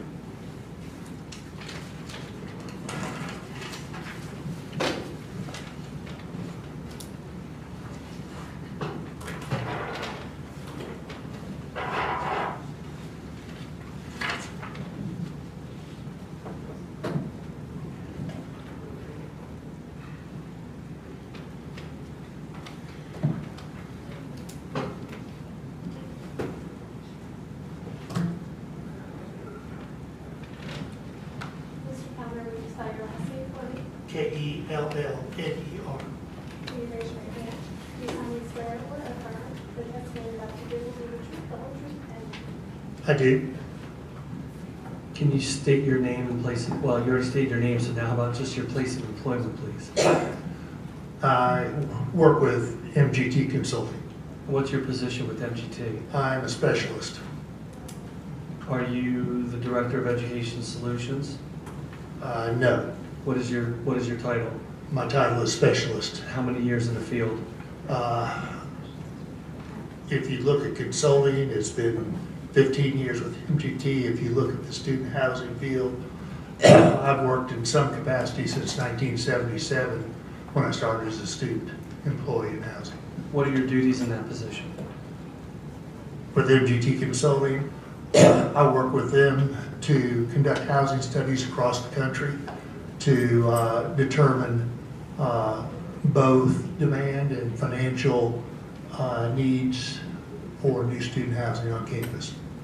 Can you summarize your educational background and work experience for the board, please? Yes, I have a doctorate in public administration, a master's in public administration, master's in student personnel, which today would be considered educational leadership, and bachelor's in biology. What portion of the work that you do is for universities around the United States? 100% of our work is universities around. I'm showing you a document marked A9 for identification. Is that your CV? It is. I would offer Mr. Kellner as an expert in higher education administration, housing, and residential education. Board, have any concerns? Please proceed. Mr. Kellner, are you familiar with Westchester University's conditional use application that's before the Board of Supervisors for a master plan approval? We identified it earlier as Exhibit A2. Yes, I am. Did your office prepare and produce the student housing study that's included as part of the master campus plan conditional use application submission? Yes, we did.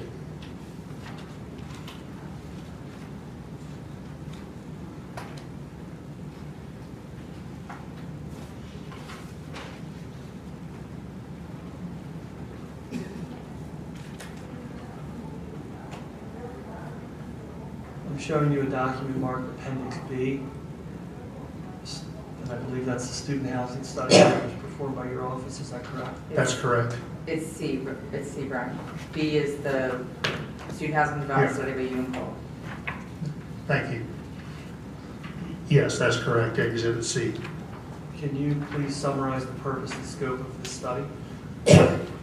Yes, we work to identify the demand among students for additional housing on or near WCU's West Goshen campus. The scope of the study includes a survey analysis of student preferences and the development of demand estimate for student housing. Did you look at both on-campus and off-campus demand? Yes, we did. Can you walk the board through the highlights of your findings in the study? Yes. When we went through the study, we surveyed students and generated a demand analysis.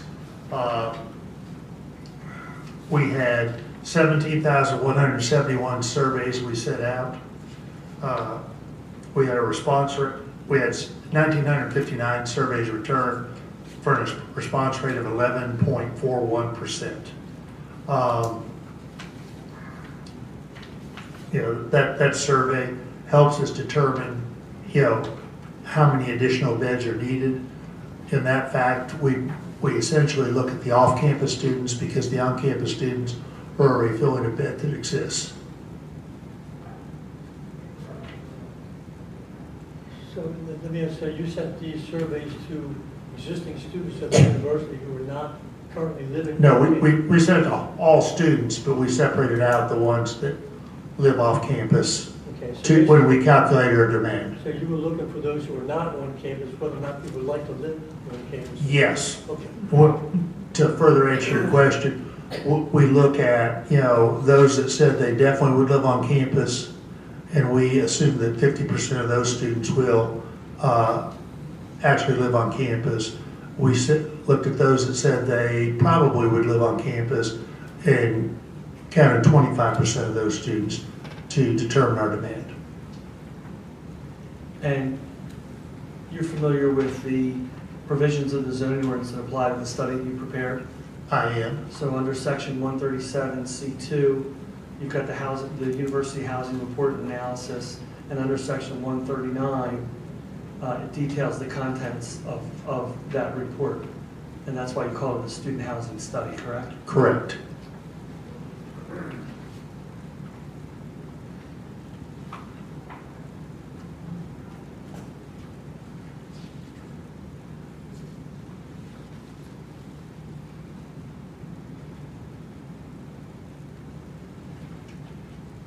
I'm going to walk through the elements of the study Yes. that are required by the ordinance, and I'd just like you to identify whether you've covered each one of those. So the first would be total number of students living on campus. Yes, currently, and this study was conducted in the fall of 2024, so the numbers are from that time frame, and the study was issued in 2025. But there were 5,383 students living on campus in the fall of 2024.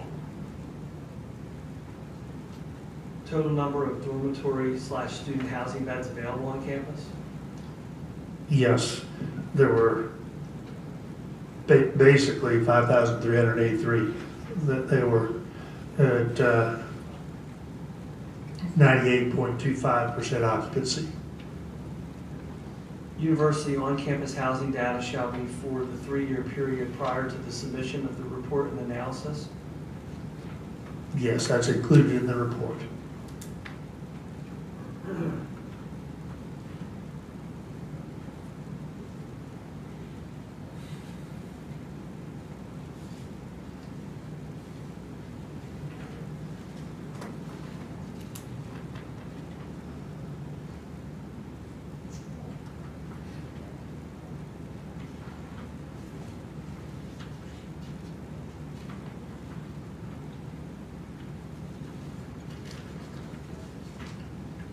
Showing you an exhibit marked A10 for identification. Yes.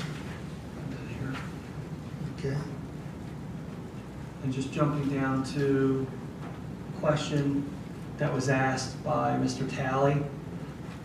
Could you just review what the question that was asked and the answer that was provided by your office, and just let us know who Casey Price is? Yes. I'll start with the latter question. Ms. Price is our Director of Educational for Higher Educational Services. The question that was asked was in relation to, and I'm looking at the 3-year on-campus housing need projection? Yes, yes. And we evaluated that, and we feel confident, even though the demand is 2,386 students is what we calculated. And that's with a 95% confidence level. But we would recommend 750 to 1,100 beds. The reason we don't recommend all beds is because underwriters are not going to fund 100% of what the demand study is, because they like to keep their money, and risk is something they have to consider. So depending on, as Mr. Talley was talking about, and we were talking about earlier with Lawrence Hall, we didn't know, would it be 500 beds, would it be 800 beds? Work with the campus to see what site goes first and come up with a number that that site will accommodate. So would it be your professional opinion that the 3-year on-campus housing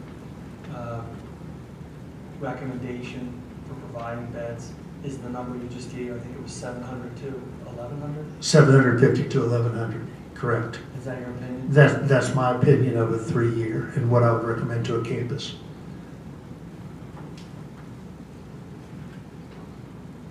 And is it also your professional opinion that all of the information contained within the report and A10 and what you testified about this evening addresses all of the requirements in the sections of the ordinance that we talked about that covers your report? Yes, I believe it does. I have no further questions. Anyone board any questions? Just for the record, I just want to, just for the record, is there any plan on the university part in this master plan to build any student housing south of Rosedale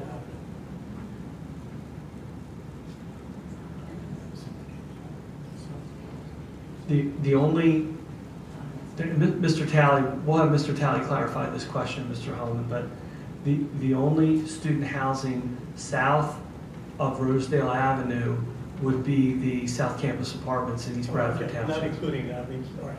So the immediate vicinity in the Roslyn neighborhood is what I'm No. It's not zoned for it.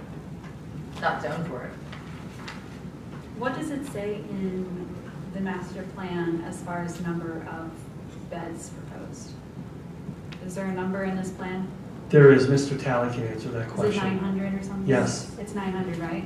900 and change. Okay, and so you are suggesting that you would recommend between 750 to 1,100 beds? Well, we feel confident that the university can fill that many beds. And it's up to the master planner and the campus to determine how many beds they're actually going to build. And that information, your confidence in recommending that many beds is based on the student survey that went out to all students and was returned with an 11% response rate? Correct. Some of whom indicated they would be interested in living on campus, but probably some of whom would not be interested.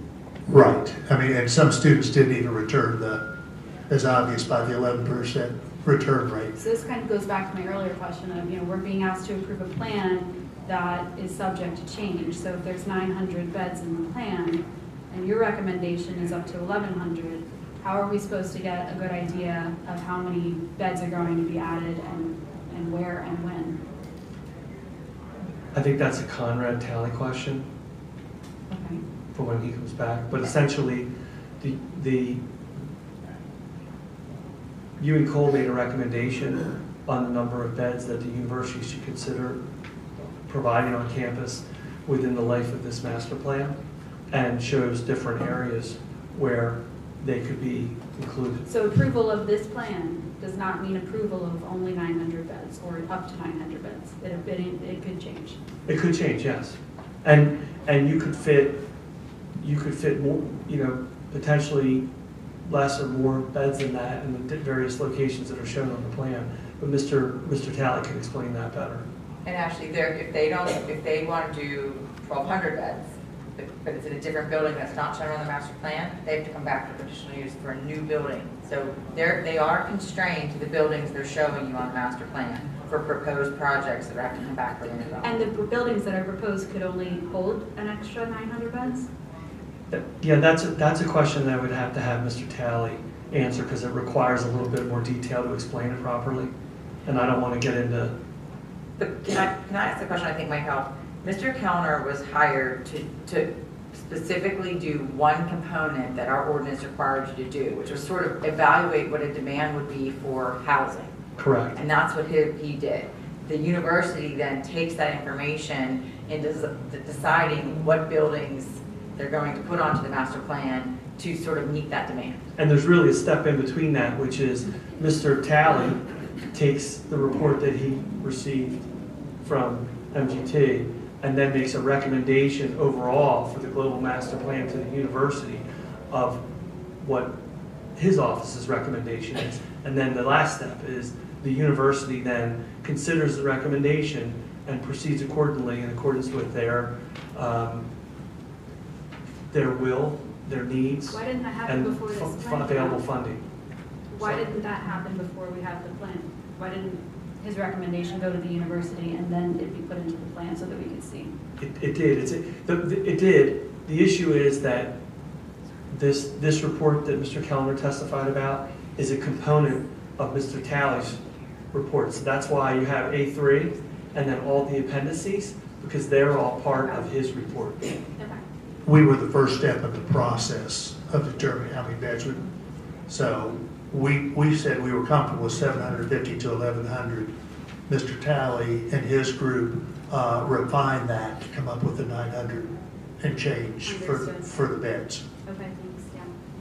So are we considering students that are not living on campus now, moving to campus, and possibly students that are in apartments now, moving back to campus? I would suggest that you hear out the next witness, because I think that'll add you some more information about that and would be the appropriate witness to ask about that. And just one more question for you, Mr. Kellner.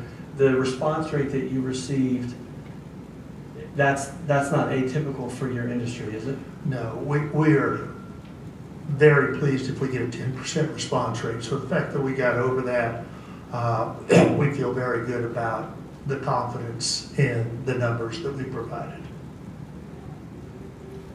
Just to follow with another question on that, Mr. Kellner, so that gives you the confidence based on your models and history. So given your vast experience with this work, would you say that implementing 950 beds would be fully likely to be filled up, and that there's a low risk that that would not be a successful strategy for a master plan?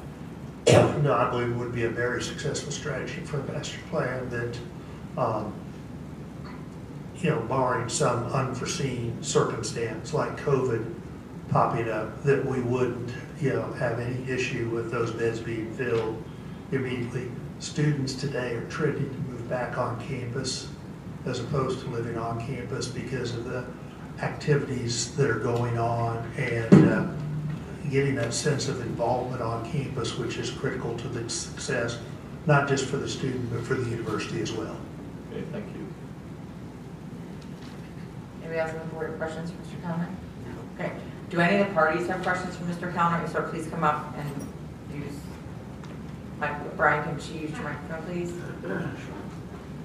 Hi, Lisa Heiss, 816 South Church. I'm curious as to what other data was gathered to make this recommendation. Like, are you looking at people who are coming in to the university?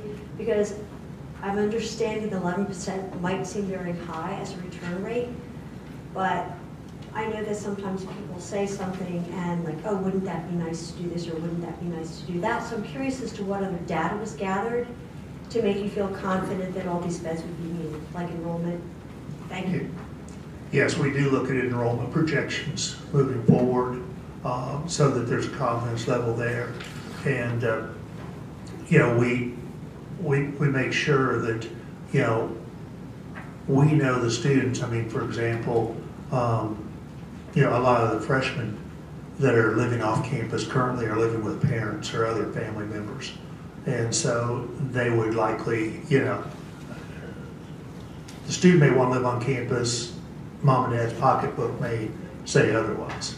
But we try and look at a variety of factors when we make those determinations, and that's why we only assume that 50% of the students that say they would move on campus will move on campus, and 25% that says they might will move on campus.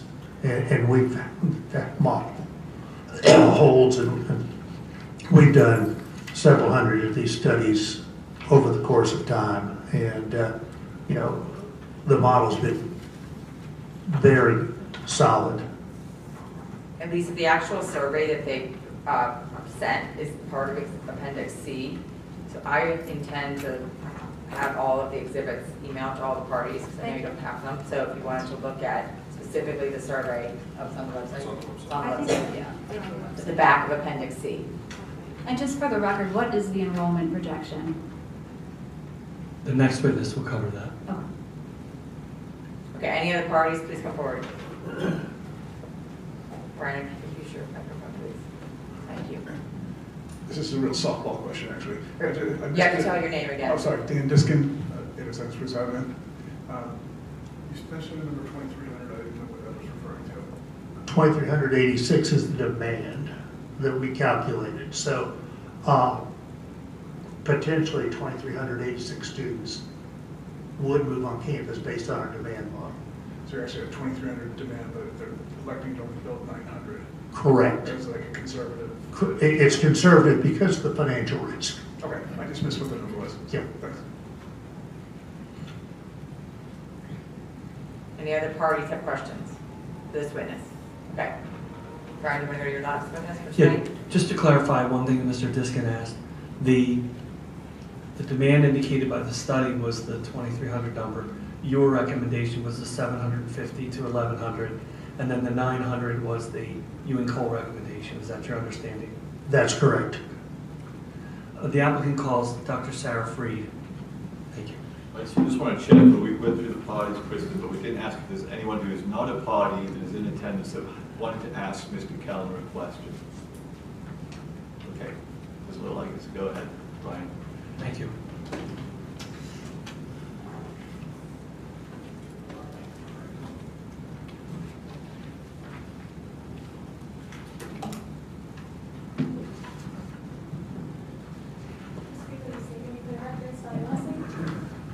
Sarah Freed Freed, F-R-E-E-D. Sarah Page. Yes. You raise your right hand. Do you solemnly swear or affirm that testimony about to give will be the truth, all truth, and nothing but the truth? I do. Dr. Freed, what is your place of employment? Westchester University. And what is your position with the university? I'm currently serving as the interim vice president for strategic enrollment management. What are your duties in that position? So I oversee all enrollment efforts for the institution, both new enrollments like admissions for undergraduate and graduate populations, oversee retention efforts, ensure from a fiscal perspective that the institution is meeting not its enrollment projections but also its revenue projections. Can you provide the board with an overview of your educational background as well as your work experience, please? Yes, I hold a bachelor's degree from the University of Scranton in Counseling and Human Services, a master's degree from Adelphi University in New York in general psychology, and a doctorate in education from Westchester University in higher education policy. I have worked within higher education and enrollment management for the last 22 years, 5 years at a private institution, and the last 17 years at Westchester University. I also assist other PASHE schools with their enrollment management efforts. So I served as the interim vice president for enrollment management at Penn West University, which is one of the integrated schools out in the Pittsburgh region. And I've also been consulting for Commonwealth University, which is the second integrated institution more north in the Commonwealth. I would offer Dr. Freed as an expert in strategic university student enrollment.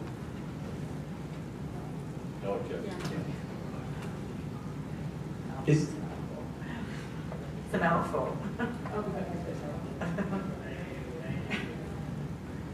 Okay. You know, I'm saying So- her title is a mouthful. Yeah, accepted, so accepted? Yeah, they didn't have any Thank you. projections, I'm Is it- sorry. Is it fair to say that you're familiar with both enrollment status and trends at Westchester University? Yes. I'm showing you in a document I've marked A11 for identification. It's entitled Updated University Enrollment Report Data and Projection Analysis. Are these the most recently available enrollment figures for Yes. the university? Yes, they are. Starting with the latest enrollment numbers, what was the total enrollment at Westchester as of the fall of 2025? 17,400 students. How about spring of 2026?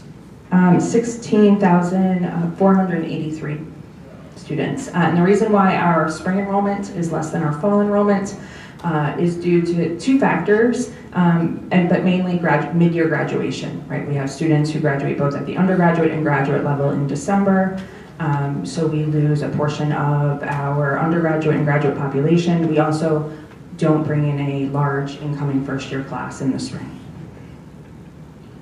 And do the enrollment numbers that you just referenced include the total enrollment at all campuses, online, Philadelphia, everything? Yes, that's total enrollment, yes.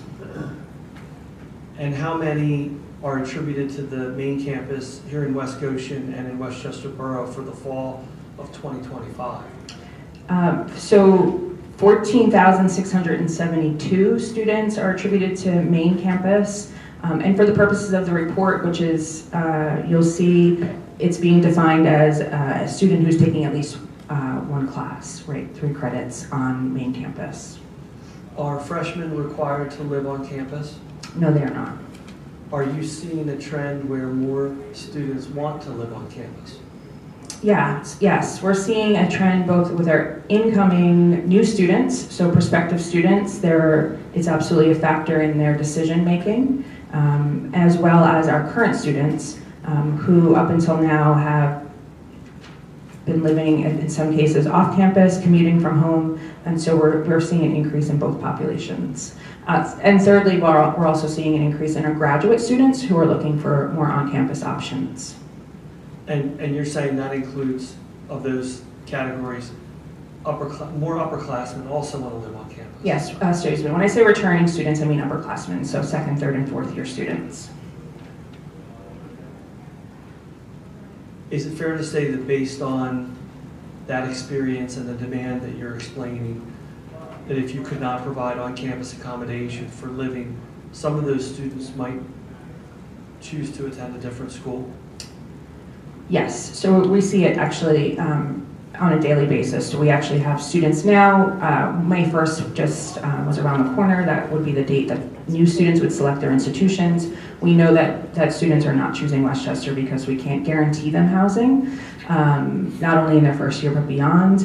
And we also know, as we look at our retention work, that we have students who are leaving the university after their first, second, and third year because we can't guarantee them housing. I'm showing you a document marked Appendix A. Can you identify that? That is the enrollment report and projection analysis that was created by Westchester University's Office of Institutional Research. Does the Office of Institutional Research at Westchester University report to you? Yes, they do. Are you familiar with this report, Appendix A, and the data contained within it? Yes.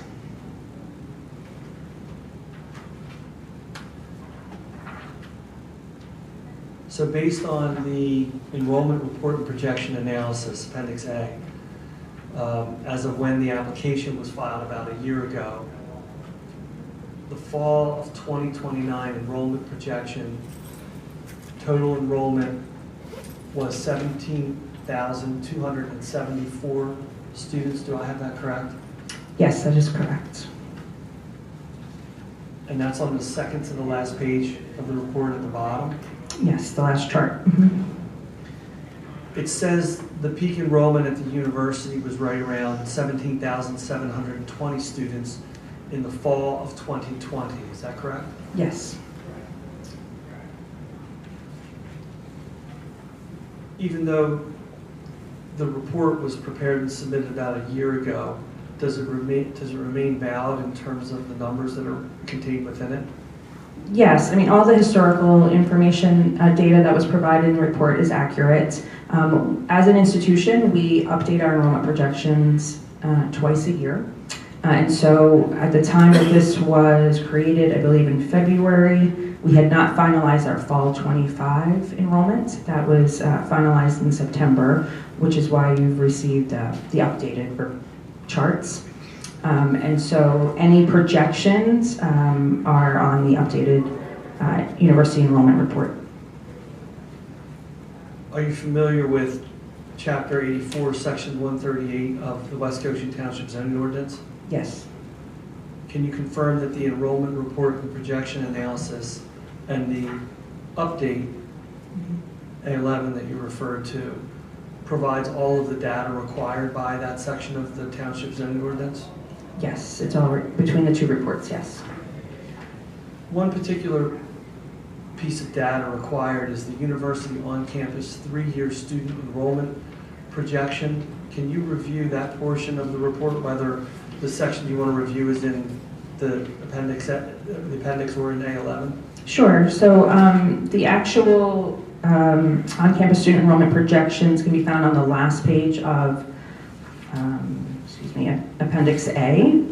And so that shows that we are projecting that our on-campus enrollment, again defined as a student taking a course on campus, stays relatively stable over the next several years, even while our enrollment projections are increasing slightly. And that is because our enrollment projections are seeing an increase in graduate enrollment, which wouldn't have a specific impact on-campus student enrollment. So you'll see on that last, the chart at the top of the last page, that we're projecting up until 2029, about 14,592 students who would be considered on campus. And that is in alignment with about an 85% of our student body.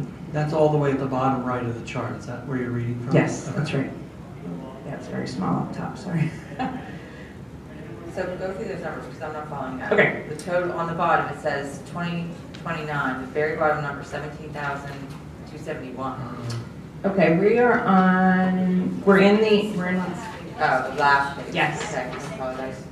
Yes, it's very small. But yep, so don't need to look up there. So 14,592. Yes. See that, and that's on campus. That is their on-campus projection. Yeah. Thank you.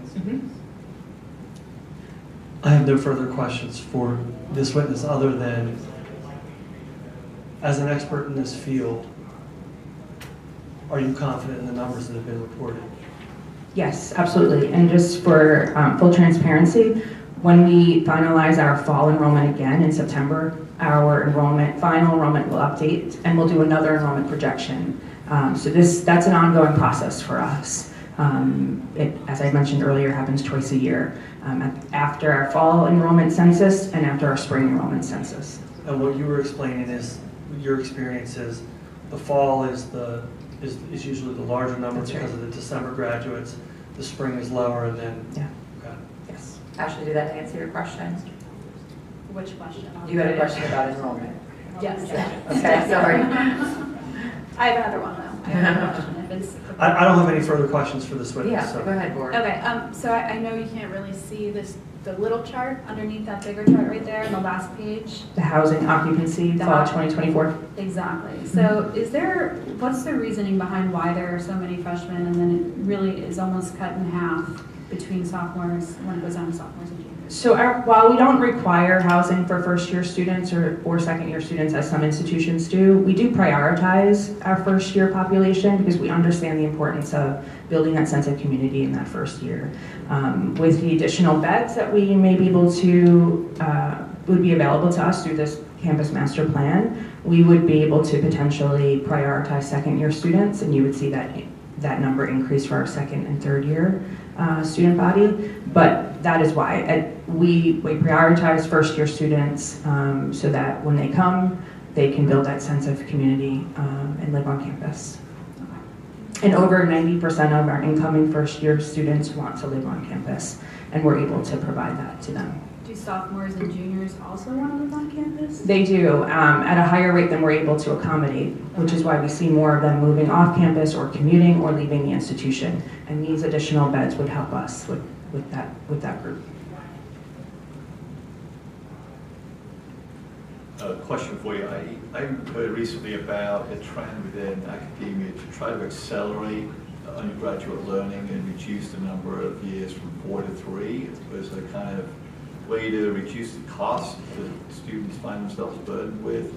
Do you see any way that the Westchester University would be embracing that kind of a trend in the years ahead, in the next 10 years? And if so, have you given it any thought as to how it would impact the need for housing?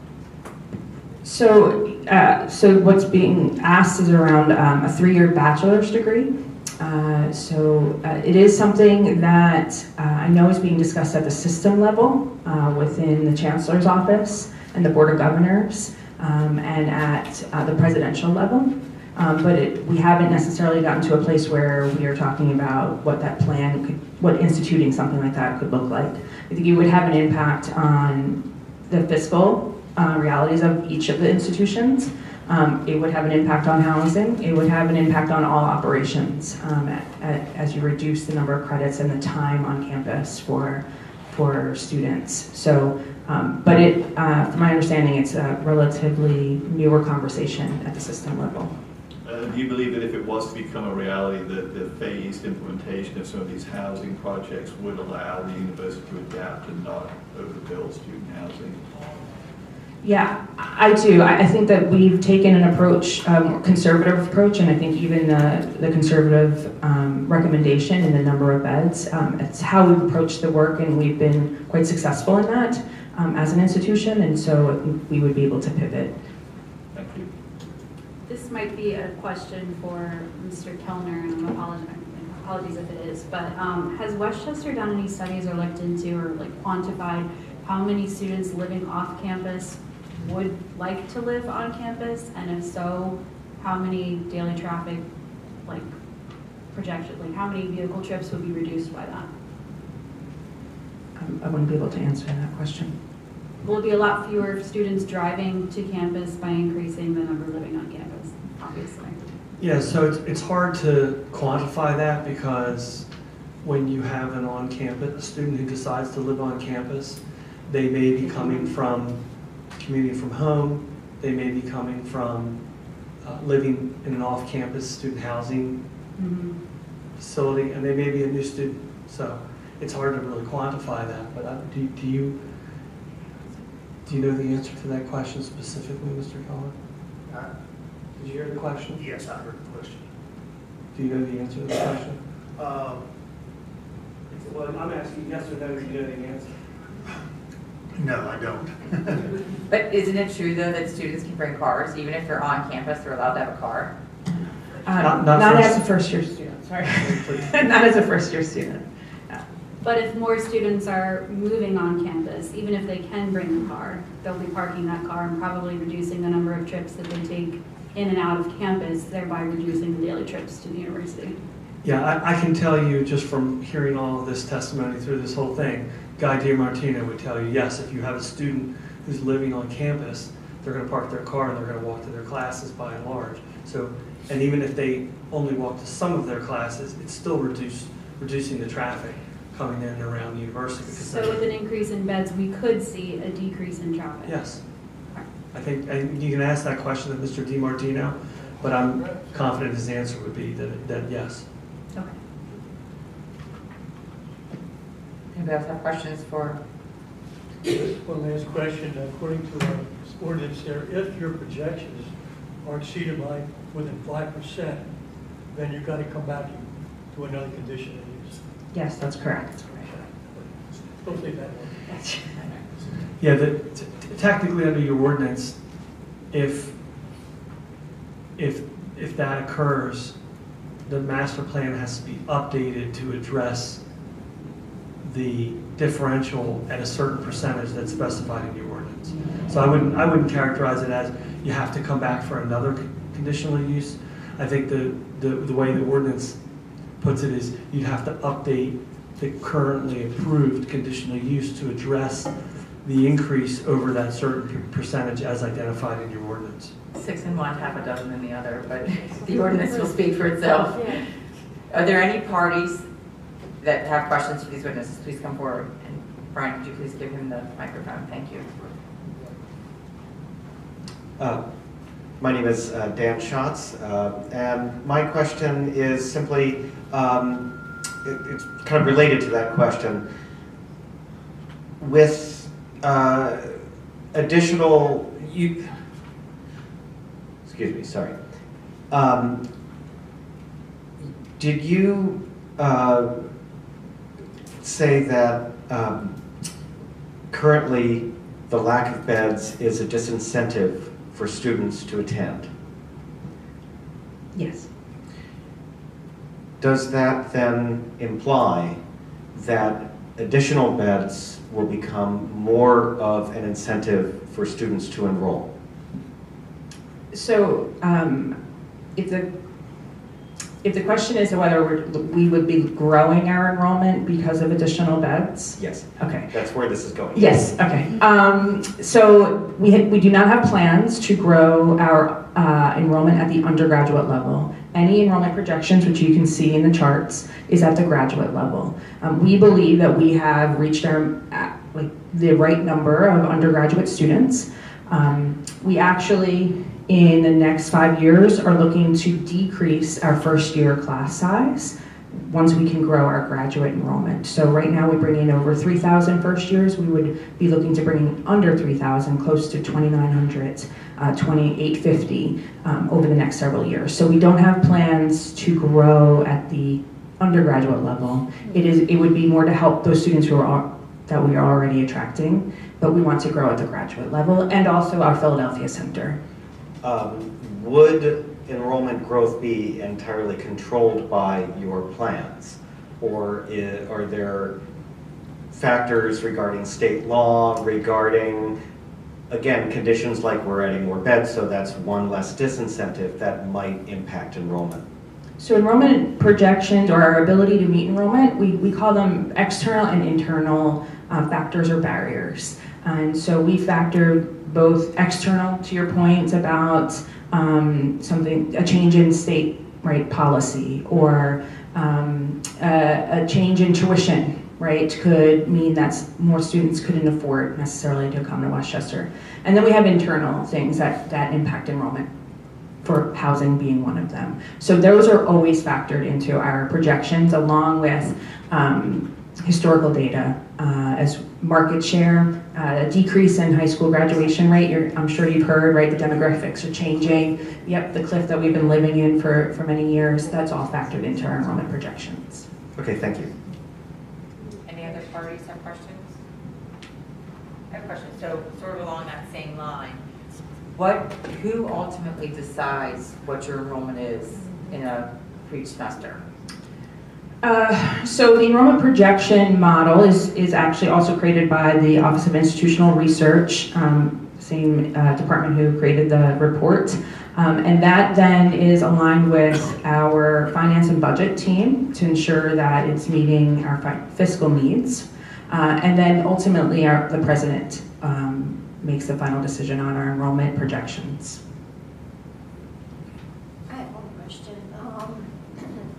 In your in formulating the numbers for the required beds that are needed or projected in the study, did that include the master's degree program in addition to the undergrad program? The survey that was conducted. That's a Mr. Kellner question. Yes, graduate students were included in the survey. The reason why I ask that is because I'm under the understanding that 90% of the master's degree students and program is online. So why would we develop vetting for them if 90% of the masters don't go to school there? Are you saying that's your understanding specific to Westchester University? Yes. So actually, even while graduate students are seeking online education, we still have students who are looking to live on campus. Some of our programs that are not on campus are actually more kind of high residency. They require them to be here full time. And so it would be helpful for them and convenient for them to be living near or on campus. And what percentage of that would you say would like to live on campus if they have to? And is 90% an accurate number for online master's degree program? I don't have the exact percentage, but 90% seems a little high because we're still moving many of our graduate programs online and having a lot of different discussions around modality. So I wouldn't have an exact percentage. Okay, anybody else? Audience? Even people who are not parties, any questions? Okay. So that's the board's pleasure. So your next witness is, how long is that testimony do you believe would take? It's Mr. Kamens. I don't think it would take, do you remember how long your testimony took? For about half an hour? But I don't have an issue starting and stopping if you want to stop. I think if it's going to take a little while, I think we should start for 10, 15 minutes and then finish at 8:30, no later than 8:30. We'll have to come back. That's totally fine. I'd like to start just so we can keep moving. Is that okay with the board? Okay, that's the plan. Thank you. Thank you. The applicant calls Neil Kamens.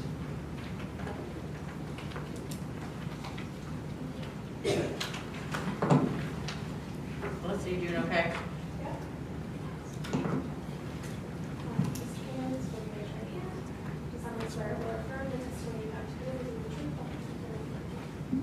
Yes, I do. Could you please spell your name for the record? Neal, N-E-A-L, Kamens, C-A-M-E-N-S. And what's your place of employment? I work at Chester Valley Engineers in Malvern. What's your position with Chester Valley Engineers? I'm the Executive Vice President. What are your duties in the position of Executive Vice President? Everything from being a project manager and doing actual engineering to managing the other professional and learning engineers in the firm, and in managing the firm with finances, employees, all kinds of stuff. Would you please provide for the board a summary of your educational background as well as your experience? I went to Rice University in Houston, Texas, got a Bachelor's of Science in Civil Engineering.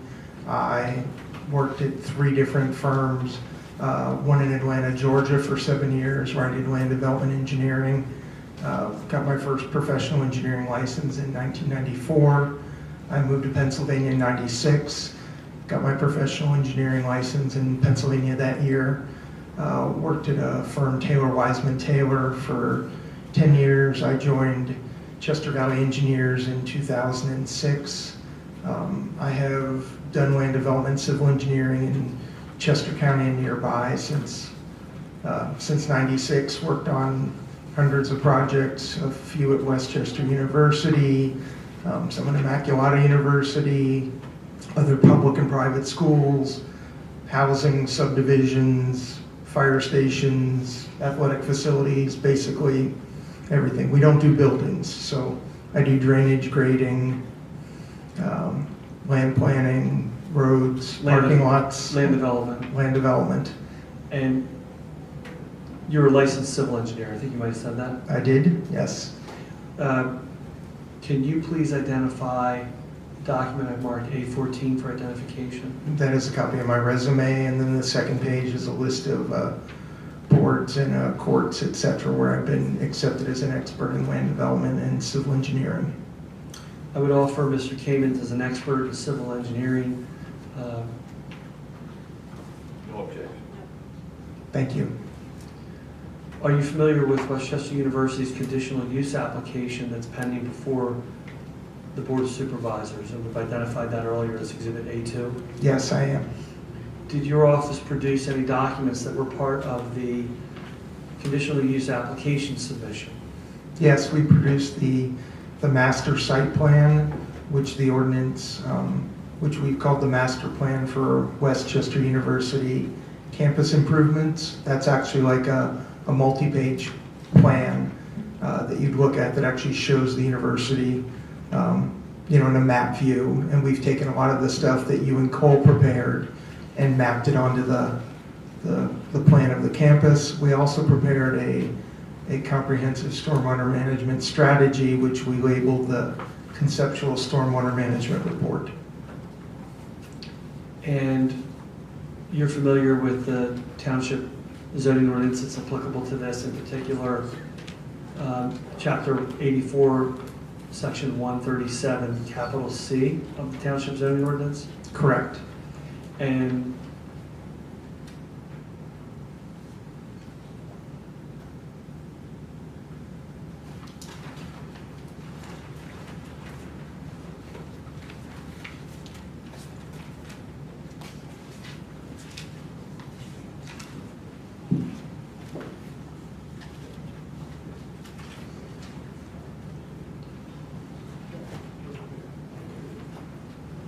showing you what's marked Appendix G. Correct. For identification. Can you identify that? Yeah, so that is that master site plan that I talked about that we called the master plan for Westchester University campus improvements.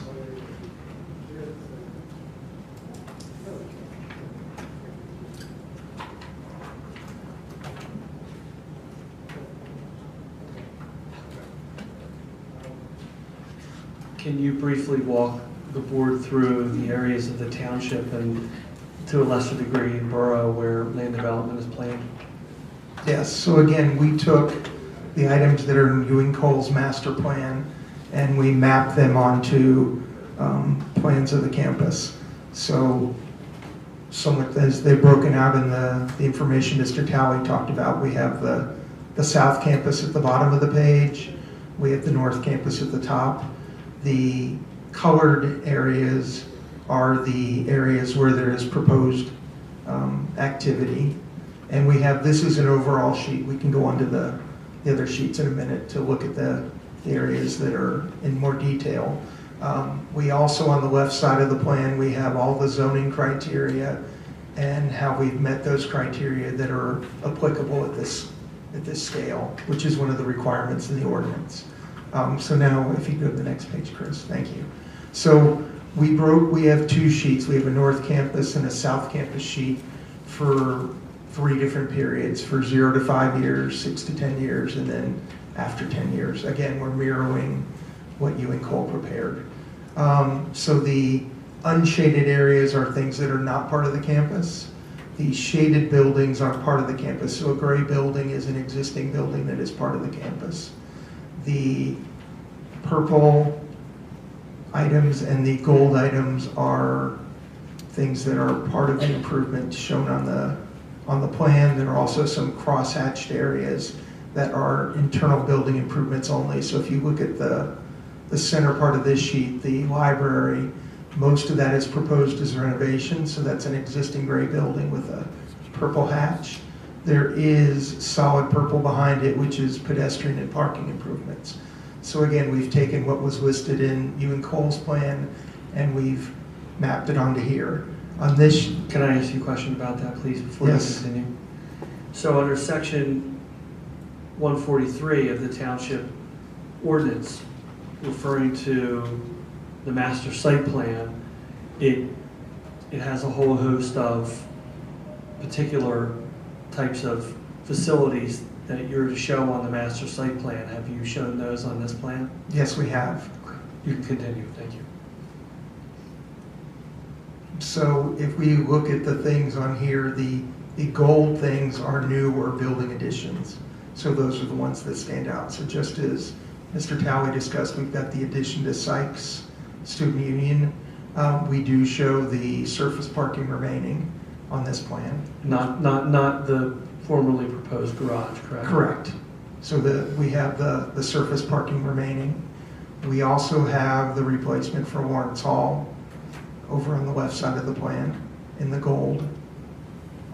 Those are the two key things on this sheet. If you go to the next sheet in the South Campus, again, this is a lot of what Mr. Talley was showing you, but we have the South Campus housing, and you can see these buildings they're gray, so they're campus buildings, and then they have the purple hatch, so there's not a site improvement associated with those.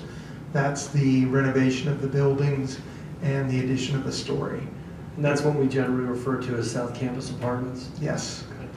And there are a couple gold buildings here that are common facilities that are being proposed.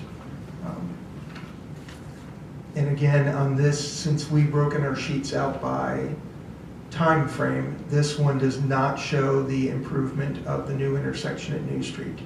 So if you go a couple pages down, Chris, just to keep going. So you look here, when we get to the 6 to 10 years, we are showing that improvement on New Street. And I know there were questions about how those are linked. I'm just telling you what's on my plan and how we're showing it. Understood. So if you go back a sheet, go one in between those two, I'm sorry. So this is the 6 to 10 years on the North Campus. And so you see we've got additions to Tyson and Goshen Halls, both in the building and on the surface. And this plan does show the pedestrian change to Church Street. But again, as Mr. Nagel discussed, we're showing it on our plan. I was at those hearings at Westchester Borough where they were very clear that, you know, they did not see this plan as approving that change, but this is a conceptual idea of what that change would look like, and that the university was envisioning it's something they'd consider in 6 to 10 years, if it can happen. And that's, you're talking about the full pedestrianization, the closure of a portion of Church Street between University Avenue and Rosedale, and the pedestrianization of that area, is that correct? That is correct. Another thing that we've talked about earlier tonight at this meeting, if you go forward 2 pages, Chris, please. Actually, go one more. So this is the 10-year plus, and I think it's a little hard to see, but there is a multimodal trail path connection area indicated on the South Campus. And again, I just want to talk about things that you guys have mentioned and has been discussed. And I know there were conversations about how these things would be linked. And there also is in the future consideration of a multimodal pedestrian transportation down by the stadium. Those are the key things on here. And again, everything that is in Ewing Cole's plan, we have shown it on here.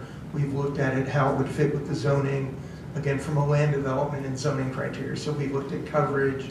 We're showing things that would fit and do comply with, we think, land development and zoning criteria. Obviously, when a land development application came in, those things would be refined and detailed. But that's what we're mapping out on these sheets. And in your professional opinion, in addition to translating, showing what's on the Ewing Cole plan, you reviewed the zoning ordinance and included all of the components required by that, including the tabular data that you referred to in the beginning. That is correct. I think that's a good stopping place because the next section I'll go into the stormwater analysis, and that would require some time. Sounds good point then, Brian, thank you, and it's 8:25, so we can adjourn at this point, and we have a meeting scheduled 6 o'clock next Tuesday to reconvene. Right, so this hearing is being continued to June 30th at 6 p.m. No further notices will be sent. So everybody that's a party, please come back.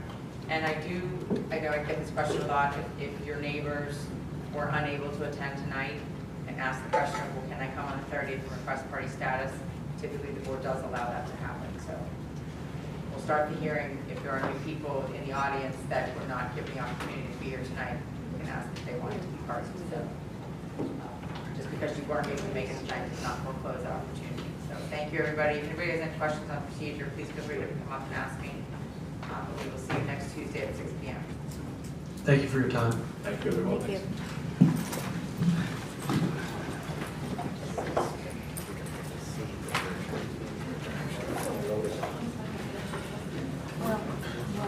Because I want to look it over for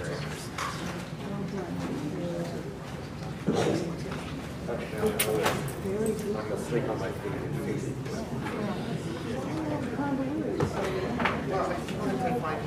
I don't actually. You know, and we were told earlier that we don't anticipate any enrollment increase. And it's, no, it's a lot of factors. My understanding is a lot of factors are beyond the university's control in the sense that they're not eligible. So we have to, and